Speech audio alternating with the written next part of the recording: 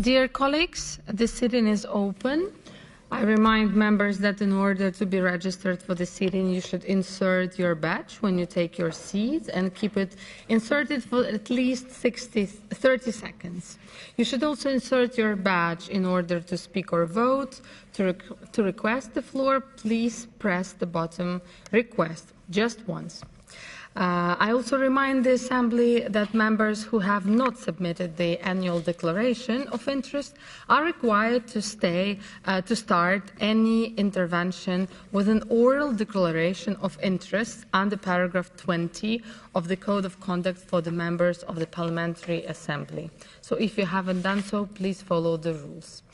The first item of business this afternoon is a debate on the urgent procedure on the report by Mr. Konstantinos Efratiou, the rapporteur, entitled "The Request for Opinion on a Draft Additional Protocol to the Council of Europe Convention on Laundering, Search, Seizure and Confiscation of the Proceeds from Crime and on Financial Terrorism, document numerated 16385. As the rapporteur is not unfortunately present with us here, this debate will be presented by our colleague, Mr. Gustav Kodberg, the Vice Chairperson of the Committee on Legal Affairs and Human Rights. I now call Mr. Kodberg, and you have 7 minutes, sir, and 3 minutes to reply in the end of the debate. Please. Thank you, Madam President, dear colleagues. The rapporteur, Mr. Konstantinos Efratiou, could not be with us today to present his opinion on the additional protocol to the Council of Europe Convention on Laundering, Search and Seizure and Confiscation of the Proceeds from Crime and on the Financing of Terrorism, known as the Warsaw Convention. I have the pleasure to speak on his behalf, and allow me to express my gratitude for his work to this report. The draft additional protocol is a response to a complex and pressing challenges posed by evolving patterns of organized crime, money laundering and the financing of terrorism, all exacerbated by technological innovation and international financial flow. I congratulate the European Committee on Crime Problems and the Committee of Experts on Criminal Asset Recovery for designing this protocol. The Assembly's work in this domain stretches back decades. In 1995, we identified the profound threat posed by drug trafficking and addressed the necessity of enhanced cross-border intelligence, robust due diligence in the financial sector, and the creation of specialized law enforcement units to trace illicit profits. We have since then extended these priorities through a series of resolutions. In 2018, we called precisely for the introduction of non-conviction-based confiscation across Europe and affirmed the compatibility of such mechanisms with human rights and rule of law standards, provided they remain under strict judicial scrutiny. Our recommendations have also included reversing the burden of proof in cases involving unexplained wealth, enhancing the operational independence and technological capacity of financial intelligence units, and encouraging partnerships that support effective information exchanges. In recent years, the Assembly has emphasized the need for the social repurposing of confiscated assets, urging their redirection toward victim compensation and community enrichment. Only yesterday, the Assembly adopted a resolution on tracking the proceeds of the crime denounced by Sergei Magnitsky and holding its perpetrators accountable, again expressing its support for the reversal of the burden of proof and related mechanisms as the most effective response to increasingly sophisticated money laundering schemes.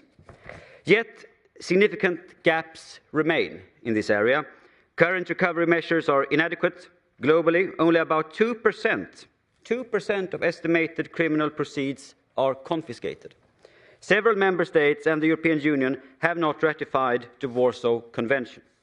The opinion before you calls on these states and to the European Union to ratify the Warsaw Convention as soon as possible. The draft protocol a genuine added value to asset recovery standards.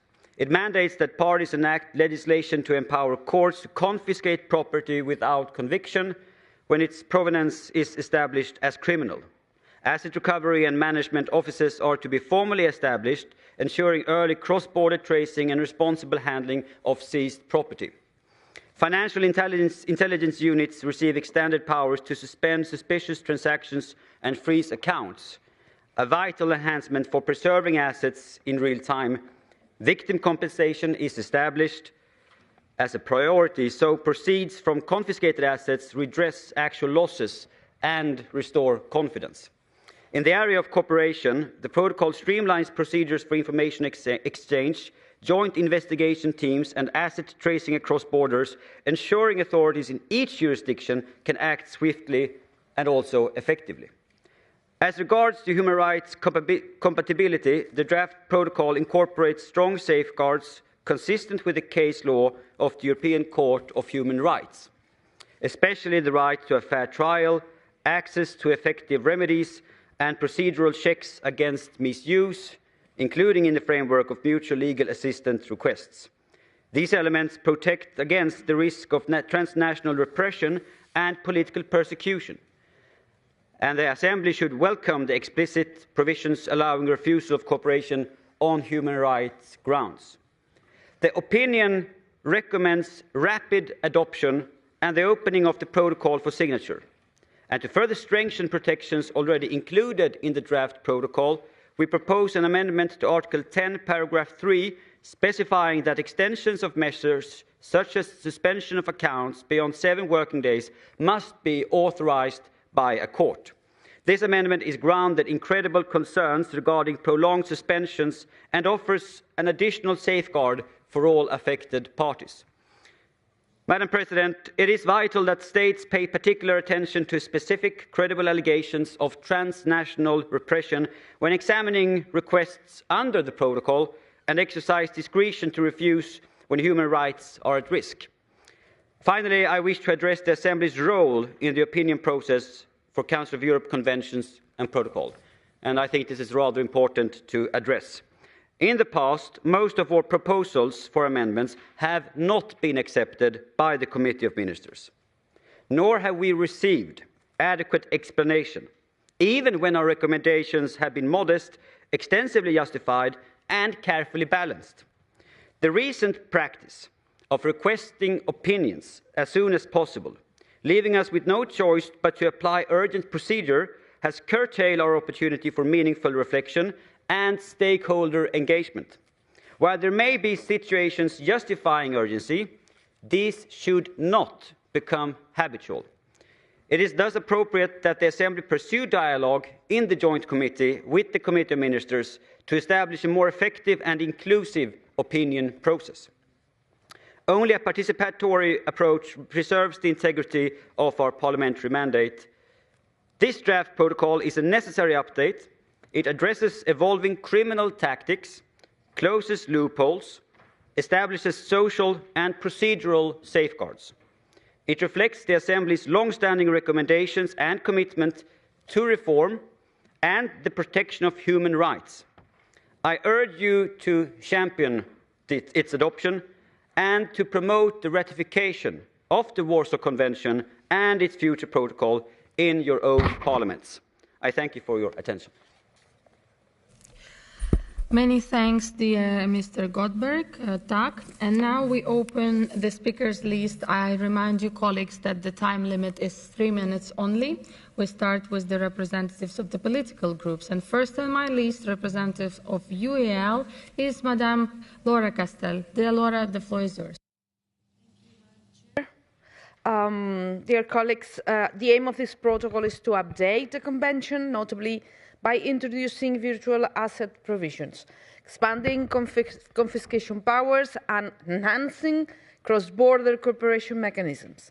According to Europol, law enforcement confiscate less than 2% of criminal proceeds, so 98% remain in the hands of organized crime. Our group is in favor of such modernization, as its core goal is to fight corruption and seek wealth accountability. We must keep in mind that enhanced international cooperation, such as mutual assistance or joint investigations, is the best solution to combat global financial crimes. By including new threats of money laundering, such as virtual assets, the Member States could close loopholes used to hide wealth and thus strengthen financial transparency. Yet, it is fundamental that this protocol respects the European Convention on Human Rights, especially the right to a fair trial, effective remedy, presumption of innocence, and right to property.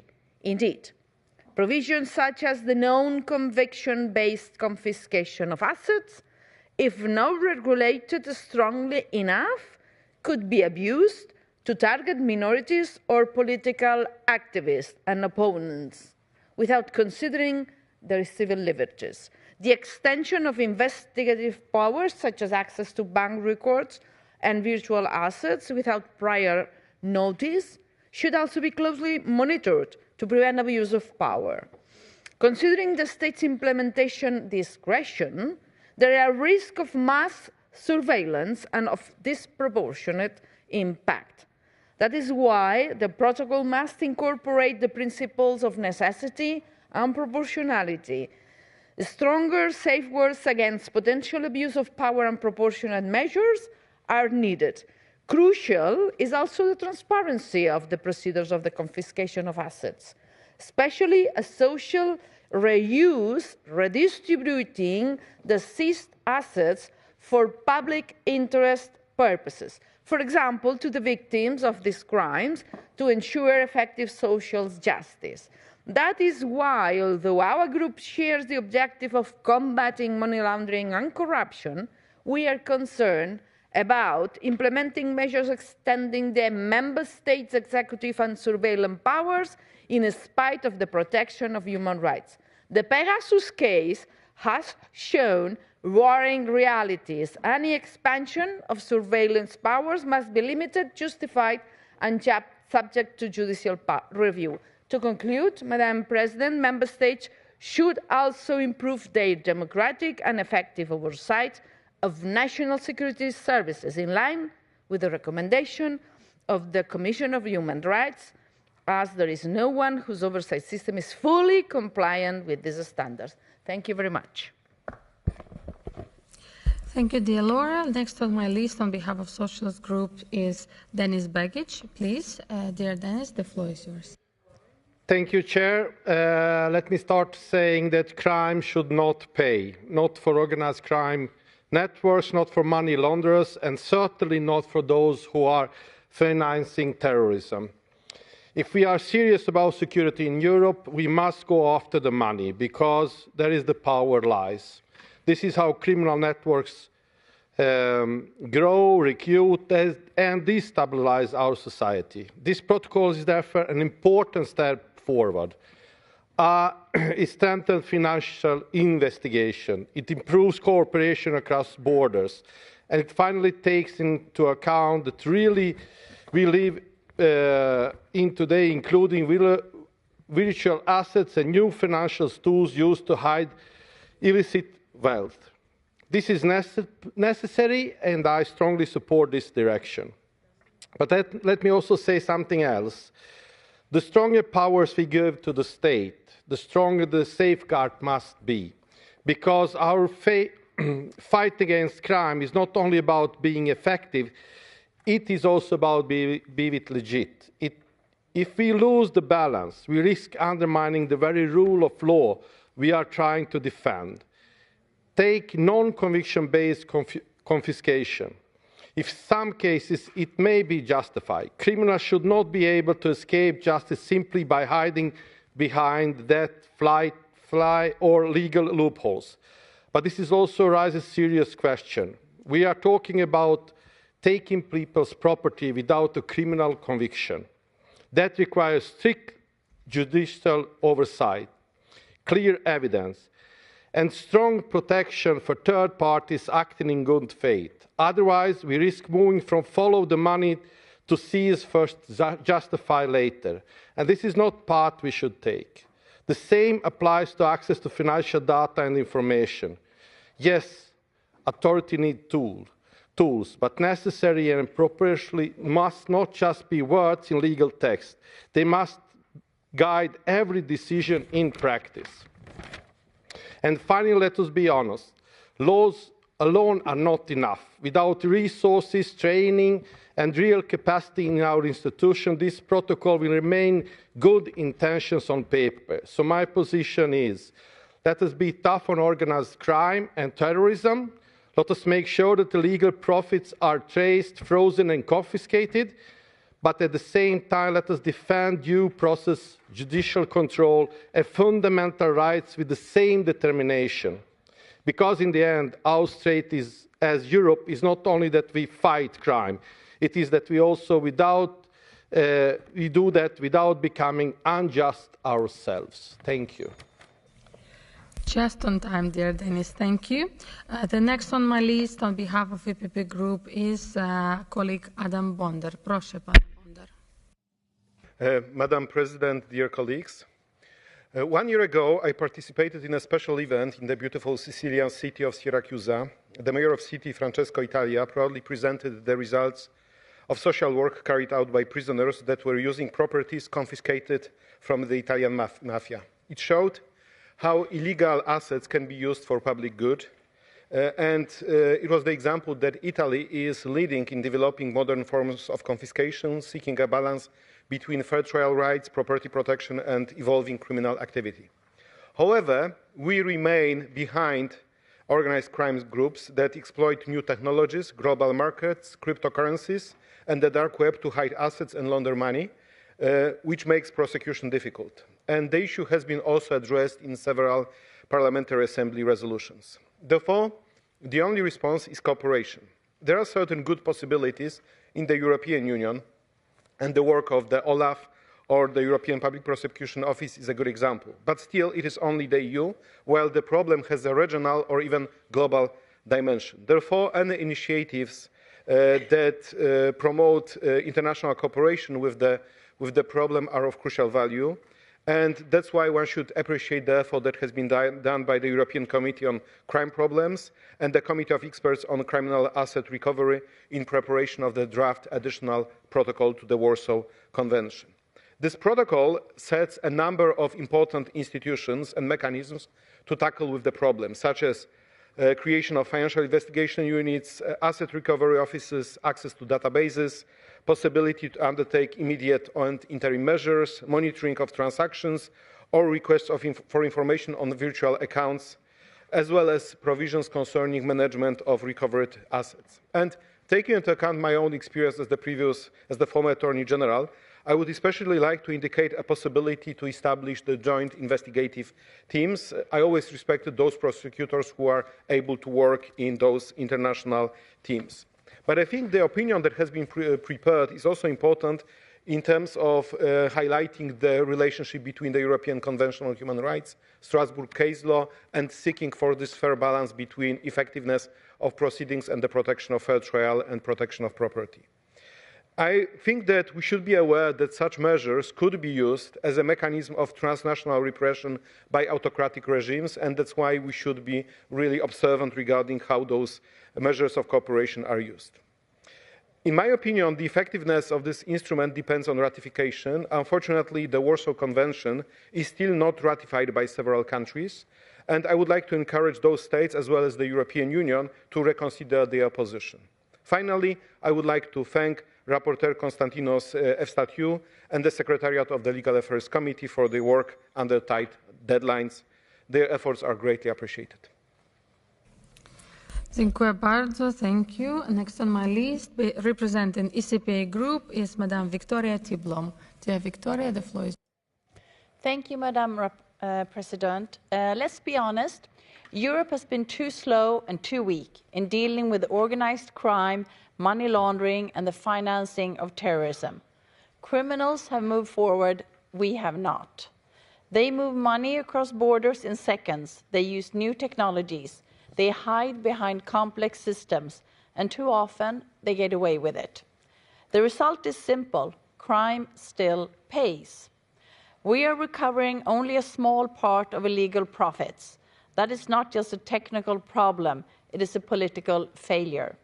Because as long as crime pays, it will continue to grow. This is why this protocol matters. It gives states stronger tools to act, tools to track, freeze, and confiscate criminal assets quickly and effectively. And yes, that includes extended confiscation and non-conviction-based confiscation.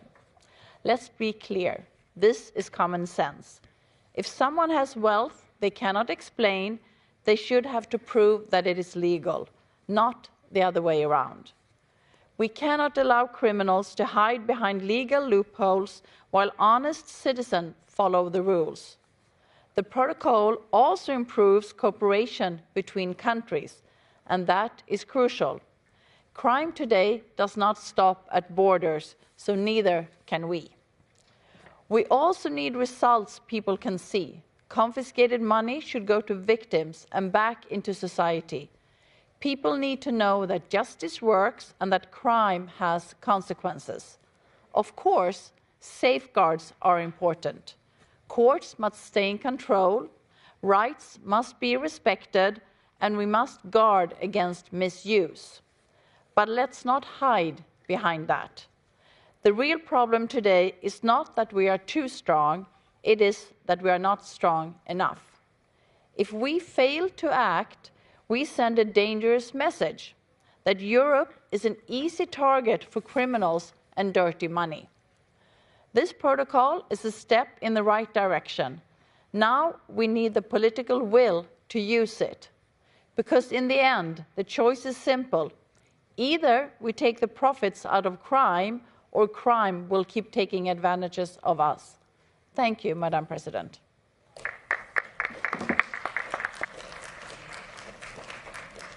Thank you, dear Victoria.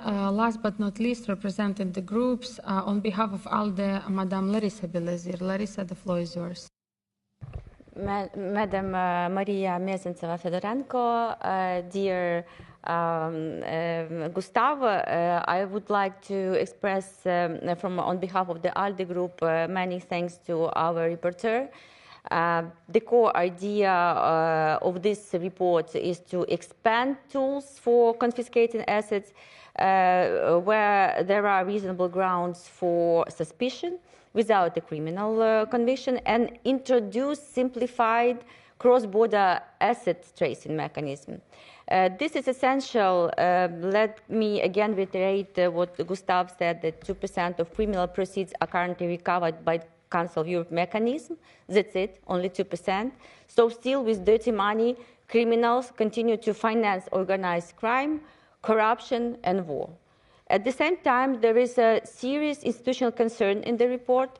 As to rapporteur opinion, the Parliamentary Assembly is partially excluded from influence of the context of new conventions of the Council of Europe. To understand why this matters, I would like to recall 2023 scandal, for those who don't remember or don't know, within Council of Europe. Can you imagine Committee on the Evaluation of Anti-Money Laundering Measures and the Financing of Terrorism of the Council of Europe, the head of its secretariat, the body responsible for assessing anti-money laundering across our 46 countries, was Russian, Igor Nebevayev, whose father was an agent of Russian foreign intelligence. In other words, the person overseeing how our member states track illicit financial flows, enforce standards, and close loopholes was directly linked to a Russian intelligence network for several years during the war in Ukraine.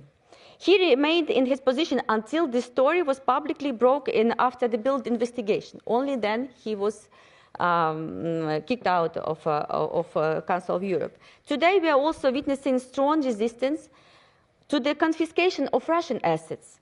It increasingly appears that key decisions are shaped not by public authorities, not by other institutions, but by financial institutions, banks and depositories, which hide behind the law of protection of private property rights. But the law is not only about limitation, it must also enable justice. It should not be used to shield the assets of the aggressor state or criminal networks. We should not let banks decide on Russian assets. This is a security issue of other countries of the EU and of the countries of Council of Europe. This must be decided politically. For instance, Euroclear generated substantial profits from holding frozen Russian assets first 2 years of the war.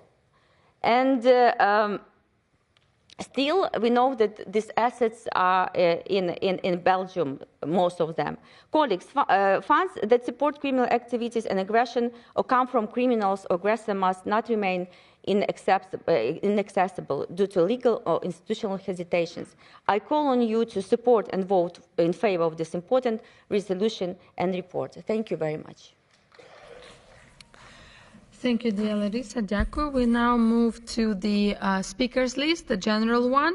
I have first on my list Ms. Albana Vokshi from EPP. Please, Ms. Albana, the floor is yours. Thank you, Madam President, dear colleagues.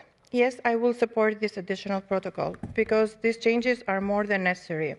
When today only 1 to 2% of criminal assets are actually confiscated, while the methods to hide money have become more sophisticated, faster, and more global. And as I was reading the report, I could not help but see my own country in it. The criminal state nexus in Albania is most visible in the construction and real estate sector, where illicit funds, primarily from drug trafficking, are laundered in a massive scale under the cover of urban development and foreign investment. The boom in luxury towers and coastal resorts reflects a narco economy sustained by corruption and state complicity. Construction share has reached 12% of GDP in 2024. Bank credit for construction was only 22%, raising the question on how a majority of the construction were financed. Construction is a high return sector with a 15 to 25%.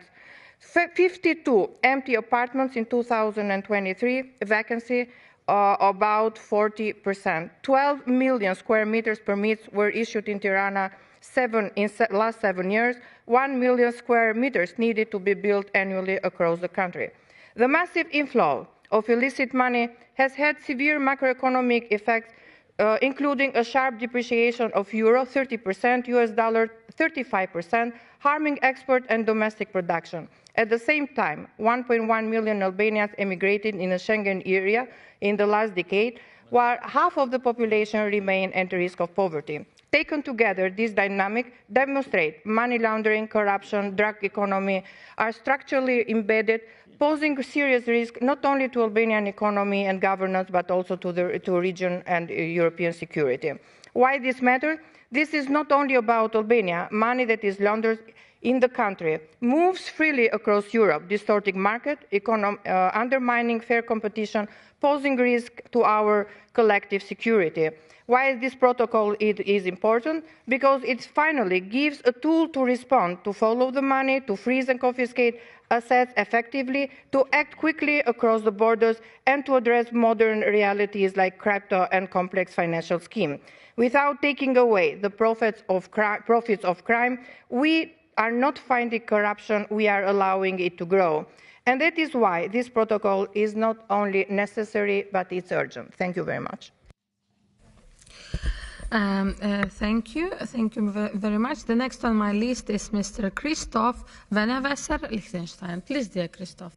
Frau Vorsitzende, Kolleginnen und Kollegen, das in Ausarbeitung befindliche Zusatzprotokoll dient der Modernisierung der Warschauer Konvention. Die Stoßrichtung ist im Grunde nachvollziehbar.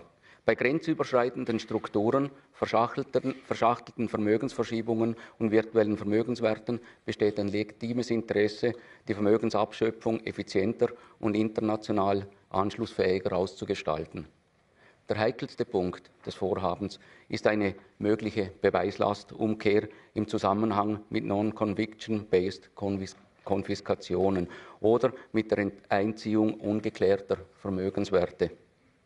Hier liegt das größte rechtsstaatliche Risiko, nämlich, dass sich die klassische Logik der staatlichen Beweisführung verschiebt. Statt dass der Staat die deliktische Herkunft oder die Einziehungsvoraussetzungen umfassend nachweist, entsteht faktisch eine Rechtfertigungs- oder Entlastungspflicht des Betroffenen. Das, geschätzte Kolleginnen und Kollegen, droht zentrale rechtsstaatliche Grundsätze, insbesondere Eigentumsschutz, Verhältnismäßigkeit, faires Verfahren, richterliche Kontrolle und die Unschuldsvermutung zu zerstören.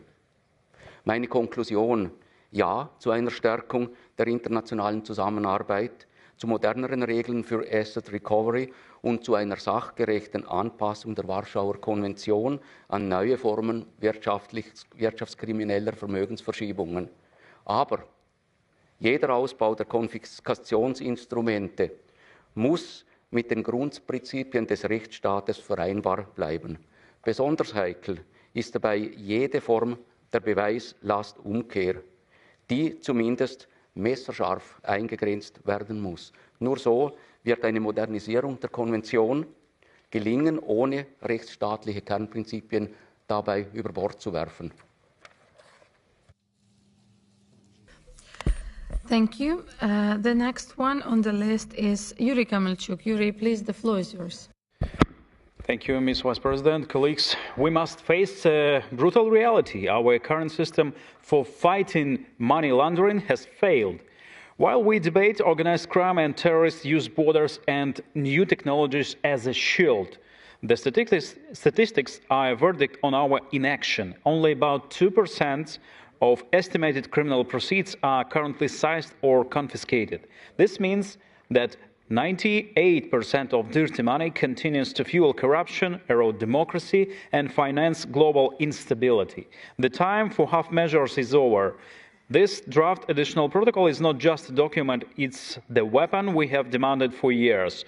We finally implement a mechanism to strike criminals where it hurts most, their assets, even when they evade a criminal conviction.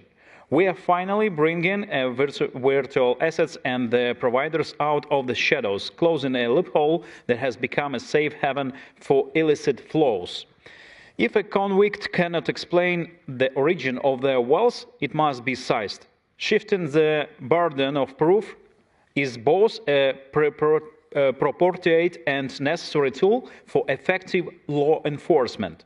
Critically, this protocol provides the legal foundation to trace, freeze, and confiscate the proceeds of crime related to the Russian Federation's war of aggression against Ukraine. Every cent stolen or earned through blood must be identified and redirected toward victim compensation and justice. However, being tough on crime must not mean being soft on human rights. We will not allow dictators to weaponize these tools for transnational repression. Committee proposes a vital amendment. Any suspensions of accounts of transaction exceeded 7 working days must be subject to mandatory court authorization. This is a red line that separates the rule of law from political persecution. Colleagues, crime has evolved. It is time for the law to do the same. I urge you to support the report and the proposed amendments. Thank you. Thank you, dear Yuri Djaku. The next on my list is Mr. Erich Hess. Dear Erich, the floor is yours. Besten Dank, Frau Präsidentin, geschätzte Kolleginnen und Kollegen. Ich bin mit Ihnen allen einverstanden oder mit den Vorrednern. Verbrechen muss man bekämpfen. Wir sind aber hier in diesem Saal für die Menschenrechte und die Demokratie zu schützen. Jetzt weiß ich aber nicht, ob wir mit diesem Papier die Menschenrechte nicht schwächen, mit der Beweislastumkehr, die ja verlangt wird und der Kommissionssprecher auch gesagt hat. Denn der mächtige Staat muss heutzutage dem einfachen Bürger beweisen, dass er schuldig ist. Mit der Beweislastumkehr muss ich als kleiner Bürger dem Staat beweisen, dass ich unschuldig bin. So schwächen wir die Menschenrechte in den Ländern der einzelnen Mitgliedstaaten. Deshalb bin ich der Meinung, dass wir dieses Papier nicht ändern dürfen, sondern dort die Kompetenzen verschieben und sicher nicht hier im Rat beschließen. Ich danke Ihnen, dass Sie dieses Papier ablehnen. Besten Dank.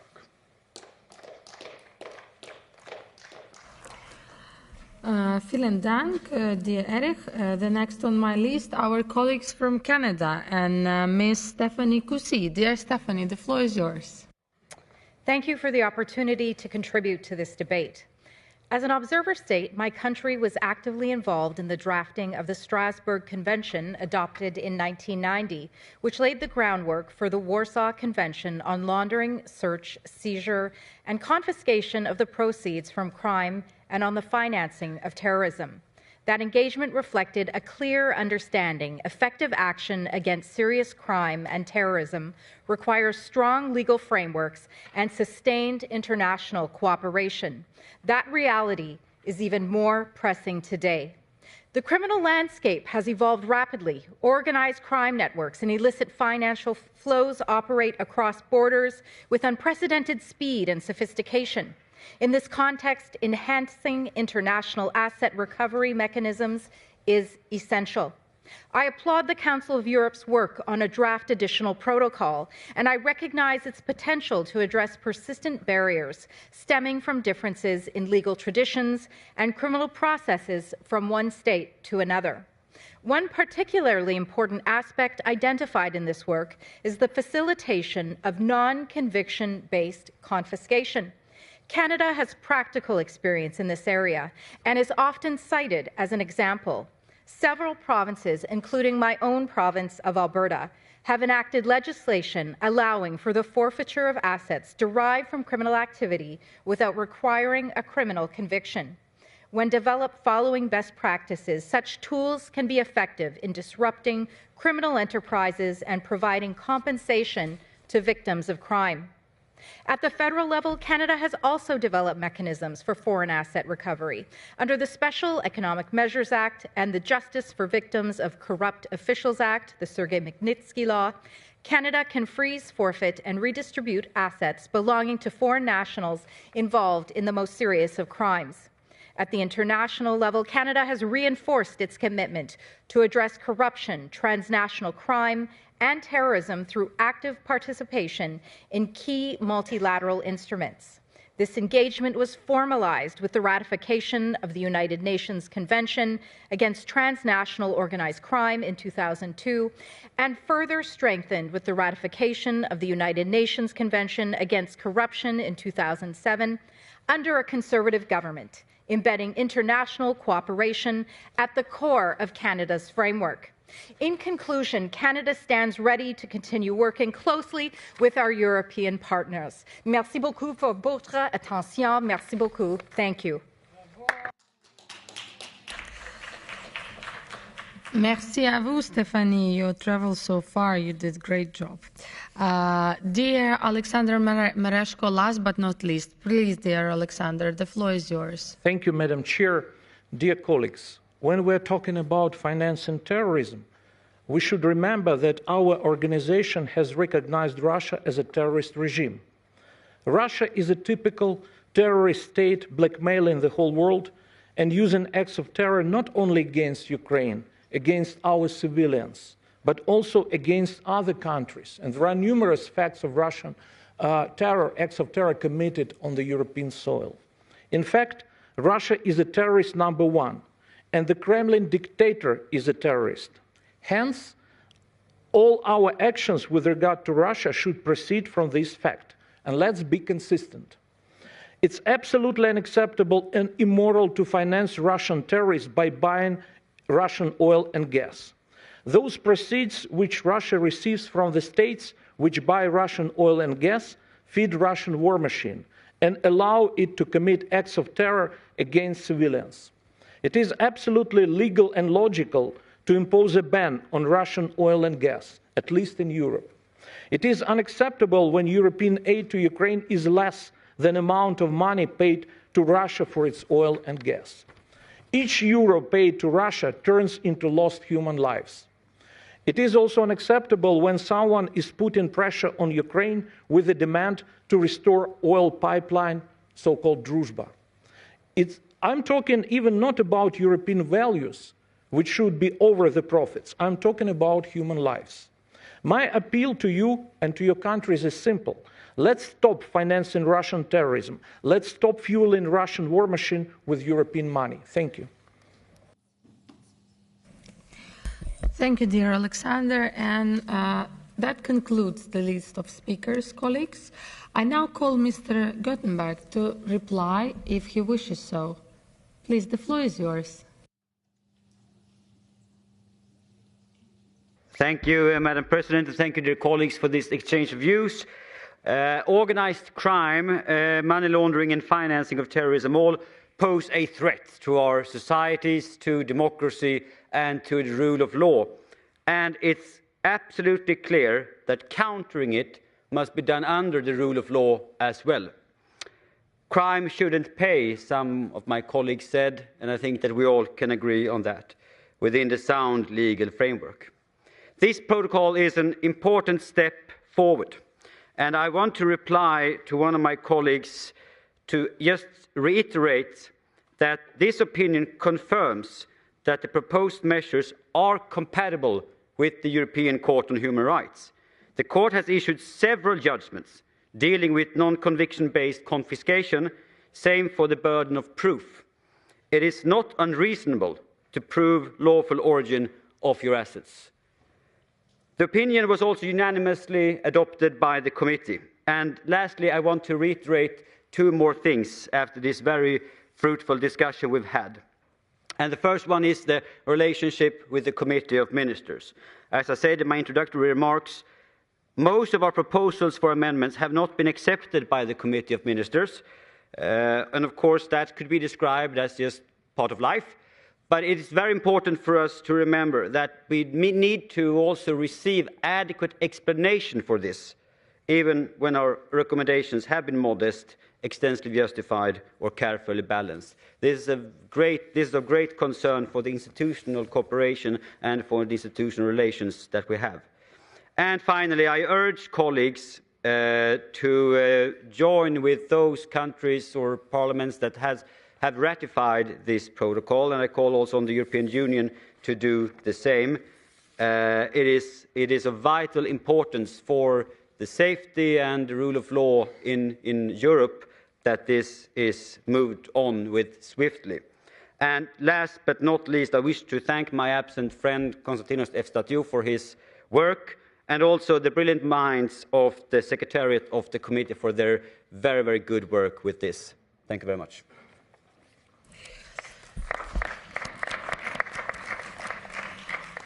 Thank you very much, Doug. Colleagues, the Committee on Legal Affairs and Human Rights has presented a draft opinion, document 16385, to which no amendments have been tabled. Well, it saves some time. We will now proceed to the draft opinion contained in document 16385, and according to the rules, a two-thirds majority is required. Colleagues, I call the vote to be open.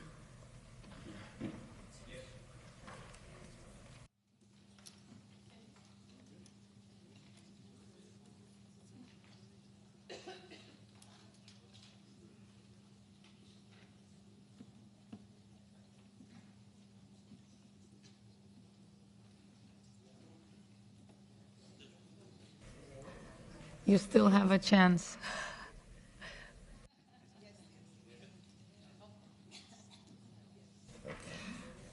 I close the vote and I call for the results to be displayed.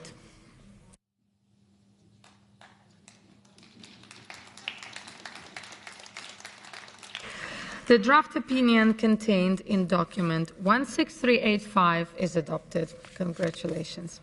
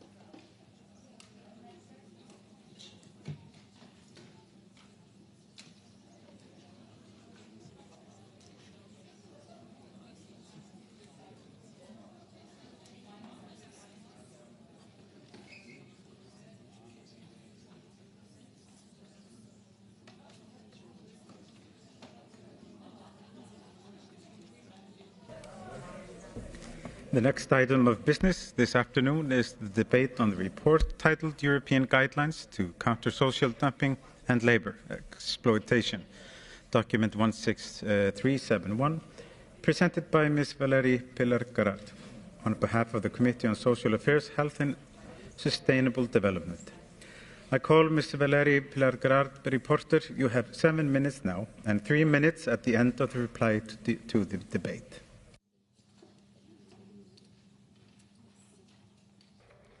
Merci, Monsieur le Vice-président, chers et chers collègues. Imaginez des travailleurs migrants travaillant dur toute la journée et hébergés le soir dans des conditions indignes, entassés à plusieurs dizaines dans des logements insalubres, dormant à même le sol, sans sécurité ni hygiène. Engagés illégalement, ils vivent et travaillent dans une extrême vulnérabilité, privés de leurs droits les plus élémentaires. Ce tableau n'est malheureusement pas une fiction. Il correspond à des situations bien réelles en Europe. À la frontière entre la Belgique et les Pays-Bas, une enquête journalistique a révélé que des entreprises logeaient des centaines de travailleurs dans des conditions précaires, profitant de différences de législation et de coûts du logement plus faibles. Une élue locale a dénoncé, je cite, « un système douloureux et complexe d'exploitation et de traite des êtres humains ». En France également, dans la région de Champagne, des cas similaires ont été jugés. Des ouvriers, majoritairement originaires d'Afrique, étaient entassés dans des chambres surpeuplées, soumis à des journées de travail de plus de 10 heures et nourris de manière insuffisante. Lorsqu'ils réclamaient de l'eau ou des pauses, ils étaient menacés. Leur situation administrative précaire les empêchait même de pouvoir faire valoir leurs droits, créant un cercle vicieux d'exploitation. Mesdames et messieurs, le dumping social et l'exploitation par le travail sont des réalités bien établies dans nos sociétés européennes. Il est essentiel de distinguer ces deux notions. Le dumping social, avant tout, est un phénomène économique. Il repose sur l'exploitation des écarts entre les législations nationales pour réduire les coûts, fausser la concurrence et tirer les conditions de travail vers le bas. L'exploitation par le travail, quant à elle, constitue une violation des droits fondamentaux. Elle recouvre un large éventail de pratiques allant de la sous-rémunération et des horaires excessifs à la coercition, au travail forcé et, dans les cas les plus graves, à la traite des êtres humains. Dans tous les cas, c'est la dignité humaine qui est atteinte.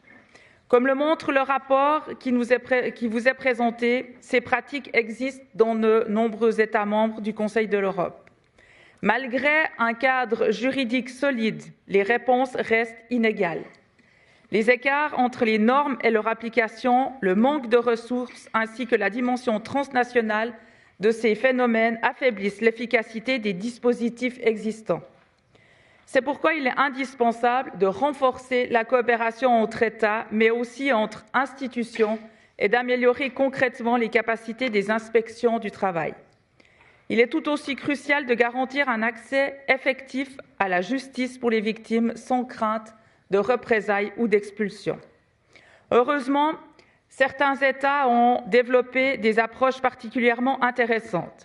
La Finlande, par exemple, a été pionnière en introduisant dès les années 2000 une infraction spécifique visant les abus dans le monde du travail. Cette approche a été renforcée par des plans d'action contre l'économie souterraine et la criminalité économique, ainsi que par le plan national de lutte contre la traite des êtres humains. L'exploitation par le travail est aujourd'hui clairement identifiée comme une priorité. Un élément clé de cette réussite réside dans la coopération étroite entre les différentes parties prenantes, les autorités publiques, les syndicats, les organisations non gouvernementales et autres acteurs concernés. Cette logique de responsabilité partagée inspire également d'autres pays. En Suisse, la lutte contre le dumping social repose sur une combinaison d'instruments complémentaires. Les conventions collectives de travail, les contrats types, les mécanismes d'inspection et les sanctions ciblées. Bien que la Suisse ne dispose pas d'un salaire minimum national, elle a mis en place des mesures d'accompagnement dans le cadre de la libre circulation des personnes. Ces mesures permettent de protéger les conditions de travail locales, notamment grâce à l'extension des conventions collectives dans les secteurs sensibles. Un instrument central est la loi sur les travailleurs détachés, qui impose aux entreprises étrangères de respecter les conditions de travail en vigueur en Suisse. Les contrôles sont réguliers et ciblés, en particulier dans les secteurs à haut risque tels que la construction, le nettoyage, l'hôtellerie, la restauration ou les services de sécurité. Les résultats montrent toutefois que les défis persistent. En 2024, près d'un quart des entreprises contrôlées n'étaient pas en conformité. Cela démontre que les dispositifs doivent non seulement exister, mais aussi être activement appliqués et renforcés.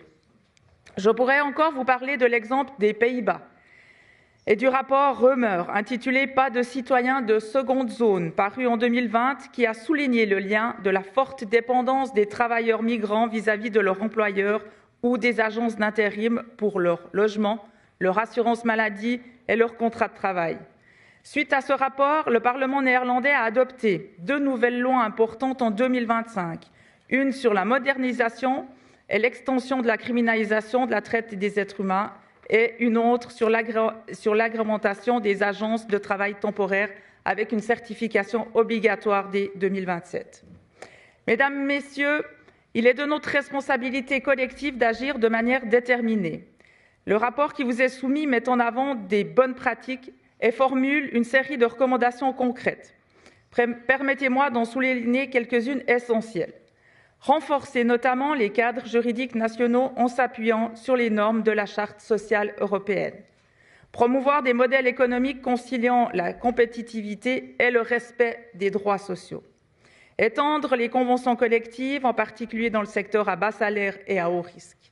Augmenter significativement les ressources humaines et financières des inspections du travail, protéger les lanceurs d'alerte et garantir aux victimes un accès sûr et effectif à la justice, indépendamment de leur statut administratif.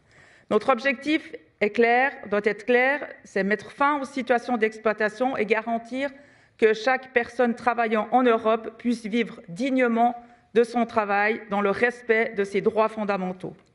Mais aussi, c'est valoriser les entreprises qui respectent la dignité humaine en offrant de bonnes conditions de travail à leurs employés.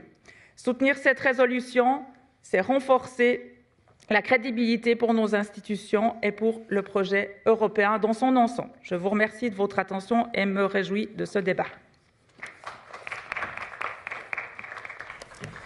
Thank you. We will now move on to the debate. I remind members that the time limit is 3 minutes. I call first on speakers on behalf of political groups. For Socialist, Mr. Mike Ritter, you have the floor.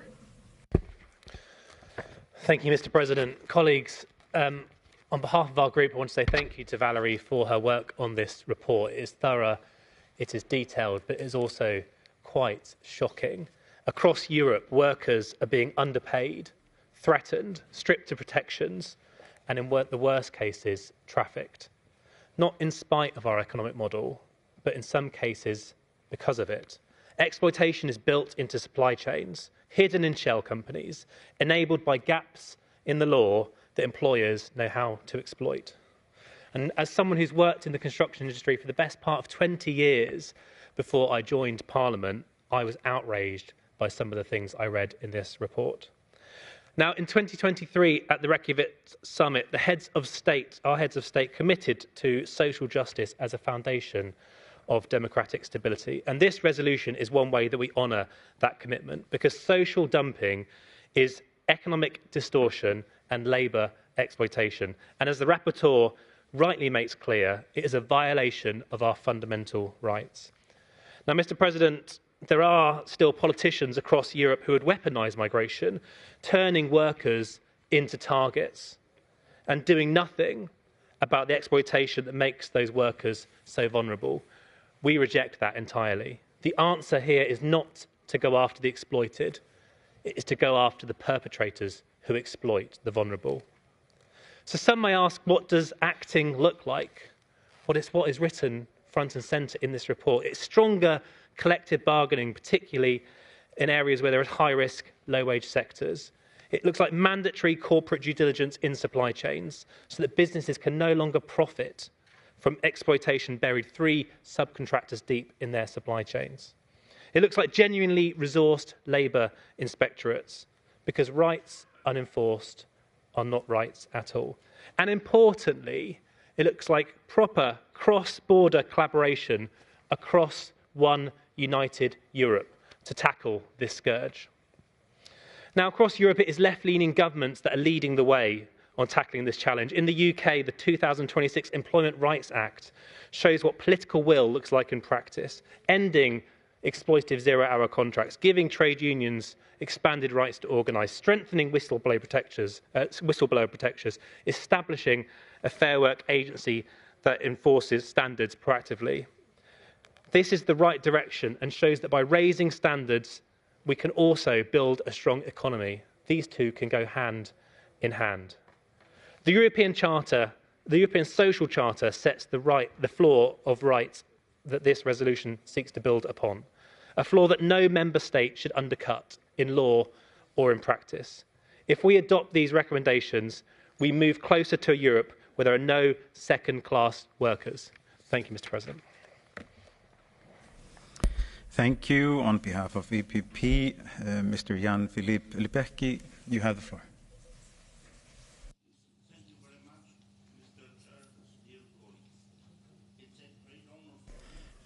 You would have to put your card in. Okay. It's okay. Thank you, Mr. Chair. Mr. Chair, dear colleagues, it's an honor for me to speak on behalf of the EPP group. First, I would like to thank the rapporteur, Mrs. Valérie Pilar-Carrar, for this reliable and comprehensive report. It's an important document, not only because it identifies the problem, but because it does so in a thorough and credible way. The report clearly shows that despite extensive legal frameworks, social dumping and the exploitation of workers remain serious challenges. Actions in this field are uneven, and the effectiveness of regulation is often limited due to gaps in enforcement and insufficient resources. This is why strengthening international and interinstitutional cooperation is essential.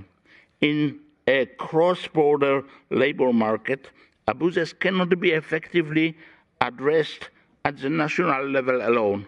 What we need is a real and practical coordination between states and institutions.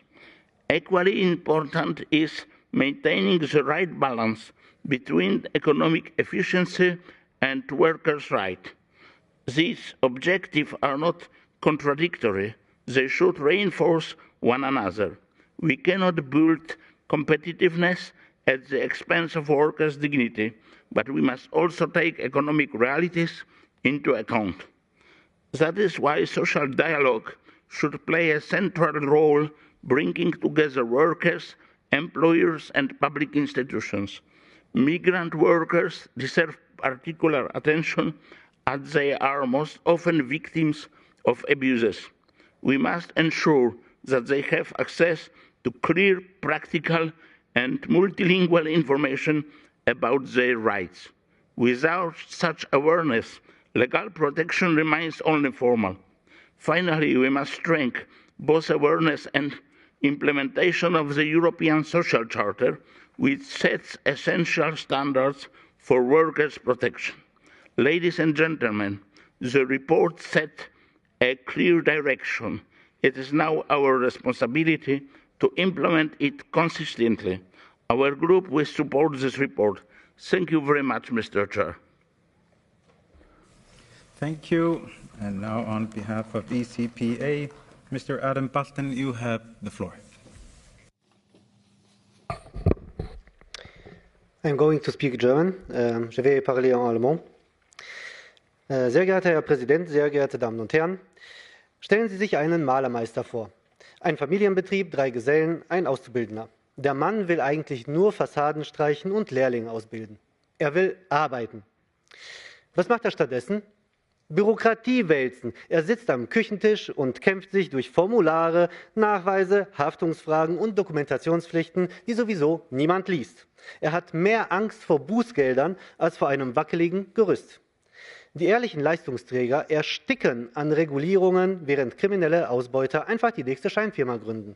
Also nichts falsch verstehen. Wer seine Arbeitszeit verkauft, verdient dafür eine faire und marktgerechte Vergütung. Ja, Lohnsklaverei hat in der sozialen Marktwirtschaft nichts zu suchen. Richtig.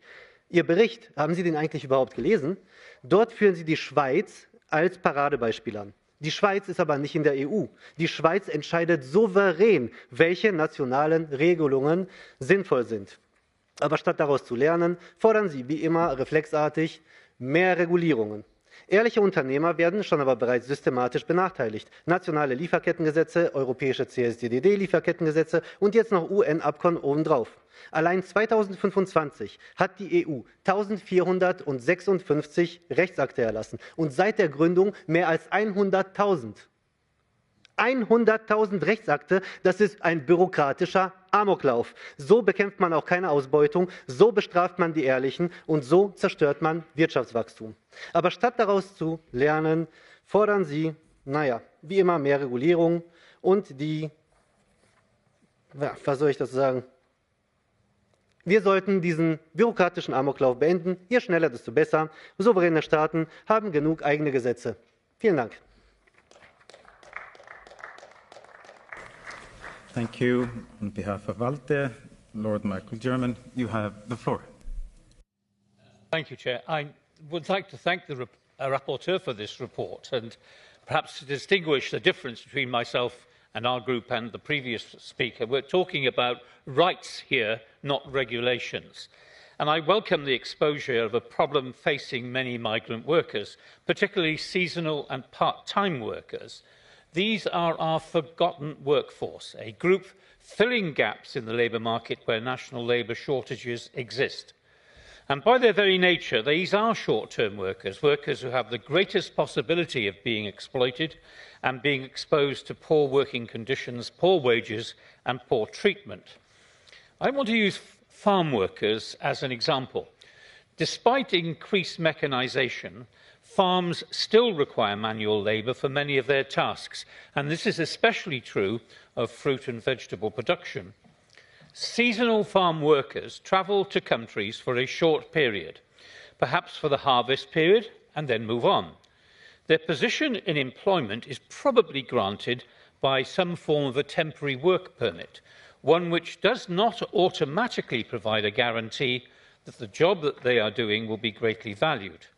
That is valued financially, but also a value expressed in the quality of the environment attached to the work they undertake. It is the question of their work contracts which underpins the recommendations in this report. What remedies does a seasonal worker of this sort have? In the UK, for example, the contracts are held by agencies covering a number of farm enterprises. So the farm owner are the contractor and the agency is the holder of the contract. Now, that's not an unusual situation, you might think, but these workers have no way of blowing the whistle on poor conditions, and there is no obligation for the agency to acquire good terms of employment for the seasonal workers with whom they have a contract. Now, this example is one of many. It can apply to short-term provision of medical care, it can apply to domestic workers, and so on. These groups all have one thing in common. They are in the lowest paid work sector. They are also doing jobs for which there is a shortage of in-country labour. And of course, as our populations age, we need to find workers to undertake the tasks we need to maintain and improve the standards of life for our people. This all points to appropriate safeguards, guardrails, to be put in place to protect these workers. And this goes to the heart of this report and its recommendations. Human rights are for everyone, and we must support those for whom the structure of our work needs requires a standard of care and protection equivalent to the rights of all other workers. Thank you. And now on behalf of UEL, Ms. Janina Böttcher, you have the floor.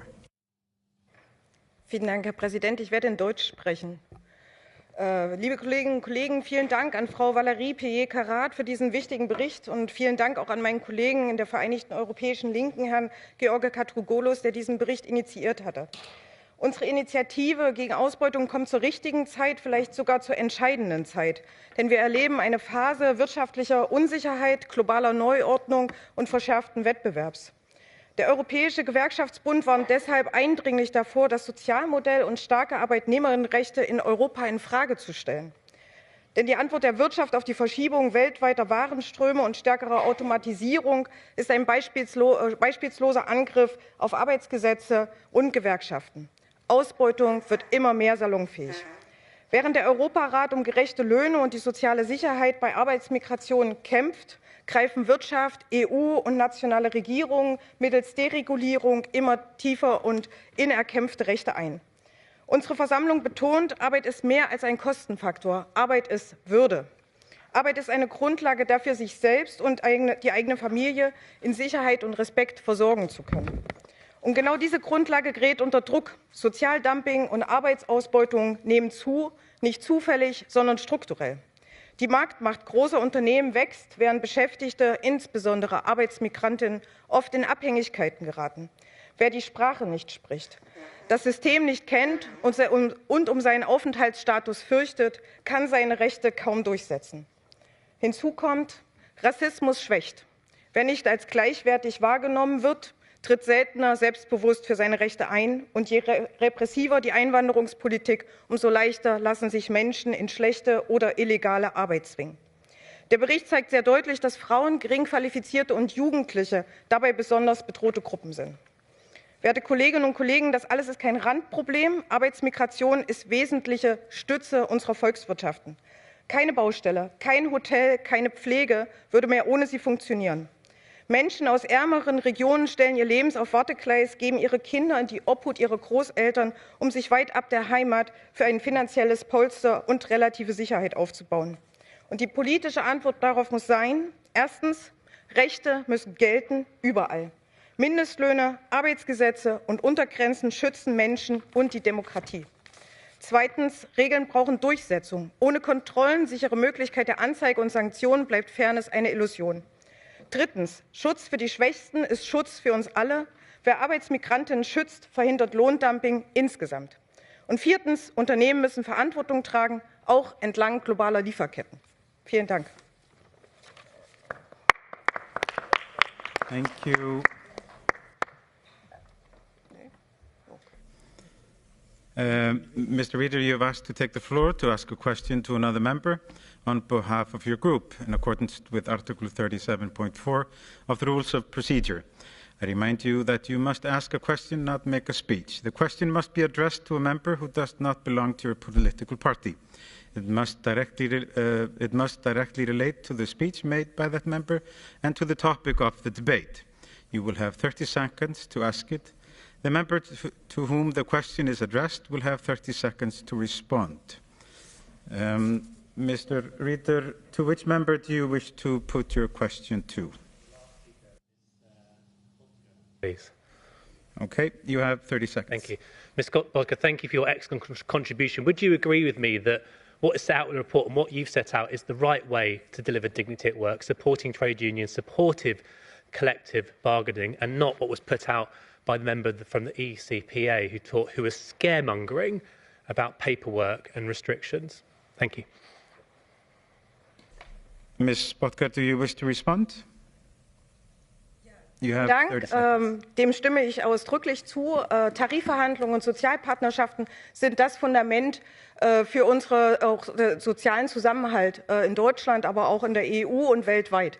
Mit Tarifverhandlungen geht es Arbeitnehmerinnen besser. Sie haben besseren Urlaub, sie haben höhere Löhne und bessere Arbeitsbedingungen. Und insofern ist es wichtig, eher auf diese Dinge hinzuweisen und da, wo es noch nicht funktioniert und wo auch Menschen ausgebeutet werden, als hier über zu viel Bürokratie zu meckern. Thank you. I call now Ms. Sibel Arslan. You have the floor.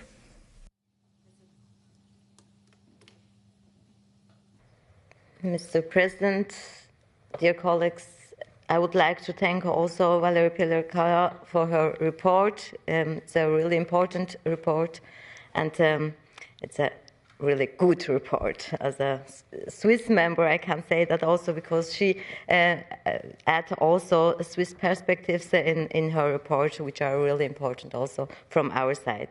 Social dumping and labor exploitation pose a serious threat to us all. They undermine fundamental rights, distort fair competition and in the long term jeopardize social cohesion. Disadvantaged groups, particularly migrants, are especially affected by social dumping and labor exploitation. They often face multiple forms of discrimination as women, as migrants, as workers in precarious employment.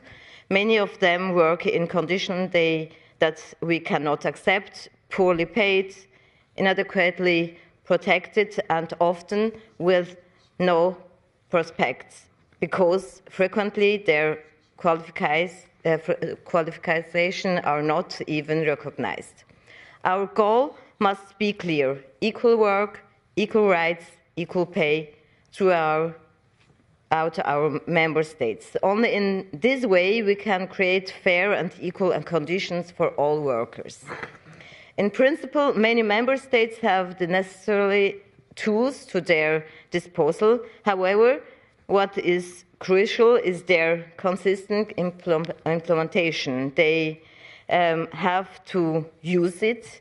This requires stronger monitoring, better cross-border cooperation, and genuine, effective access to rights, particularly for those who are most vulnerable. After all, poor working conditions do not only affect those directly involved, they also have an impact on their families, on their security, their quality of life, and their future prospects, and lead to a circle of poverty, including for children. Let us therefore act together with determination and solidarity for their work. Thank you very much. Thank you. Mr. Ricardo Cavallo, you have the floor. Thank you very much, Mr. President. Dear colleagues, the report that we are discussing today addresses a really issue that cannot be ignored. Social dumping and labor exploitation still persists across several European countries. This phenomenon not only undermines the dignity of work, but also distort competition and seriously penalize companies that comply with rules. And it's precisely here that our political reflection must begin. Because those who comply, workers and business alike, cannot be placed at a disadvantage compared to those who circumvent the law. Combating these abuses is first and foremost a matter of justice, but also of sound economic functioning. That said, we must be clear. The response cannot simply be more regulation, more bureaucracy, or more burdens on those who already comply.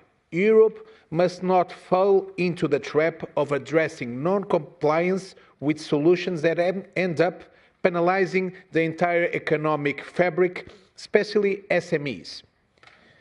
There is a better way. First, strength enforcement, yes, but in a smart and targeted manner, focusing on high-risk sectors and practices with effective cooperation between national and European authorities. Second, ensure equal rules for all workers, including migrants, by tackling exploitation without creating incentives for informality or shadow economy. Third, protect law-abiding businesses, ensuring fair competition and removing any competitive advantage for those who violate labor rights. And fourth, simplify, not complicate, the regulatory framework, because a dynamic economy is essential to create decent and sustainable jobs. Dear colleague, a social Europe is not built against the economy, but it's built with a strong and fair and competitive economy. We need balance, firmness in combating abuse, but responsibility in how we regulate. Only in this way we can protect workers, businesses, and the future of our European model. Thank you very much. Thank you. I now call on Sir Christopher Chope. You have the floor. No. I will now call on Ms. Olena Mosinet. You have the floor. Chairs. Dear colleagues, I would like to thank the rapporteur for her substantive report. Behind what may at first glance appear to be technical terms lie fundamental questions of human dignity, fairness and trust in the European project. Europe has always been built on the principle of decent work. Yet today we are compelled to acknowledge that this principle does not function equally to everyone. This disparity is felt by millions of Ukrainians who have been forced to leave their homes because of war, the majority of whom are women and children. Around 60% are already employed through largely outside their fields of qualification. The doctors are working as cleaners, teachers in warehouses, and engineers taking any job that allows them to survive. Despite this, they make a significant contribution to the economies of their host countries. They pay taxes, support consumer demand, and sustain labor markets. According to international estimates, improving their employment levels and productivity could add up to annual GDP growth in host countries. At the same time, these individuals are often the most vulnerable to exploitation. Cases of underpayment or non-payment, work without contracts, and working conditions that do not match prior agreements are common. People work more, earn less, and lack adequate protection. This creates a dual labor market where some workers enjoy the full scope of rights, while others have only obligations. If Europe is to remain a space of rights and freedoms, it must guarantee them to everyone, regardless of the passport they hold. This is the true test of our unity and our values. Thank you very much. Thank you. I now call on Madame Octave Matert. You have the floor.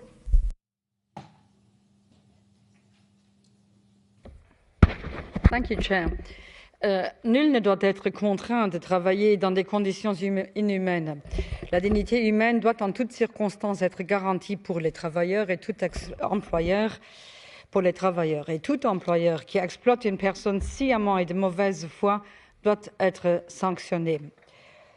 Nous avons tous en tête des images choquantes de cueilleurs de fruits et récolteurs de légumes qui travaillent dans des conditions inacceptables. Nous devons réagir, combattre les faux recruteurs, lutter contre l'esclavage moderne, contre l'économie informelle et le travail non déclaré. La dignité humaine de tout être humain nous l'impose et les droits socio-économiques doivent être sauvegardés. Il faut cependant se garder de confondre. Tous les employeurs ne sont pas des voyous ou des escrocs. Des infractions volontaires et de mauvaise foi ne sont pas à assimiler à des situations d'erreurs administratives et non intentionnelles. Les patrons de micro-entreprises de 1 ou 2 personnes sont souvent submergés et parfois eux-mêmes en situation fragile, mais sont de bonne composition et de bonne foi. À titre d'illustration, voici la compilation de règles à respecter dans mon pays pour employer des travailleurs saisonniers pendant 2 à 3 semaines par an, par exemple pour les vendanges. C'est 50 pages, oui, 50. Il est moins compliqué d'embaucher un salarié sur toute une vie. Ça, c'est un contrat de travail d'une page. Pour les travailleurs saisonniers, c'est un contrat de 5 pages. Les vignerons, dans ce cas-ci, avec des exploitations familiales d'1 à 2 personnes, ont besoin d'une douzaine ou quinzaine d'aidants pour rentrer les raisins pendant 2 à 3 semaines par an, 3 semaines de récolte qui constituent leur seule source de revenus pendant toute une année. Ces aidants sont devenus leurs amis. Ils les logent et les nourrissent chez eux. Mais la directive détachement s'applique indifféremment à des situations très différentes, autant aux grandes entreprises qu'aux petites exploitations familiales. Insistons que les mesures imposées et les sanctions soient différenciées et proportionnelles. L'État peut combattre le travail au noir par des mesures positives. Le Luxembourg prévoyait à l'époque, par exemple, une déclaration simplifiée pour travailleurs saisonniers avec une imposition forfaitaire. Rien de plus facile pour éviter l'économie informelle. Autre exemple, pour le travail de ménage de quelques heures par semaine, Toutes les formalités et le calcul des charges sociales sont effectués par l'administration et non pas par l'employeur. Voilà une mesure très efficace de lutte contre le travail au noir, une mesure positive et non répressive. Ne nous trompons pas d'adversaires, donnons une chance à ceux qui sont de bonne foi, traquons les malfaiteurs malheureusement de plus en plus nombreux et protégeons les personnes vulnérables exploitées, rendant leur justice et leur dignité. Merci. Thank you. I now call Ms. Madalena Cordeiro. You have the floor. President, dear colleagues, being here today debating the abolition of labor exploitation is, to say the least, ironic, when the European Union and many of those sitting here are among the main drivers of labor exploitation in our time, the primary promoters of what can only be described as the 21st century slavery. In recent years, we have witnessed an uncontrolled influx of immigrants into our countries, individuals who have nothing in common with our values, immigration that is reshaping our cities and leaving many feeling like strangers in their own homeland. The consequences are plain for all to see. Beyond an evident demographic shift, our public services are under immense strain. Healthcare, housing and education systems are being pushed to their limits. As a result of these open-door policies implemented without proper criteria, many immigrants are living and working in miserable conditions. But it is not only them. Our own citizens are seeing their working conditions deteriorate day by day, forced to compete against inhuman wages. And it is our citizens who must be our priority. If you truly want to end labor exploitation, then have the courage to defend the remigration of those who are harming our countries. Thank you. Thank you. I now call on Ms. Danuta Jaslowska. You have the floor. Thank you. Mr. President, dear colleagues, the report Madame Filler-Corard clearly shows that practice violate human dignity, undermine their competition, and weaken social cohesion in Europe. Instead of building unity, we are creating divisions. Instead of strengthening trust, we are deepening frustration. Instead of cohesion, we see growing polarization. We must be clear. Such practice must stop. There is no place in Europe for a situation where workers, often migrants, are forced to work in conditions below standards without proper protection and for wages that do not allow a decent life.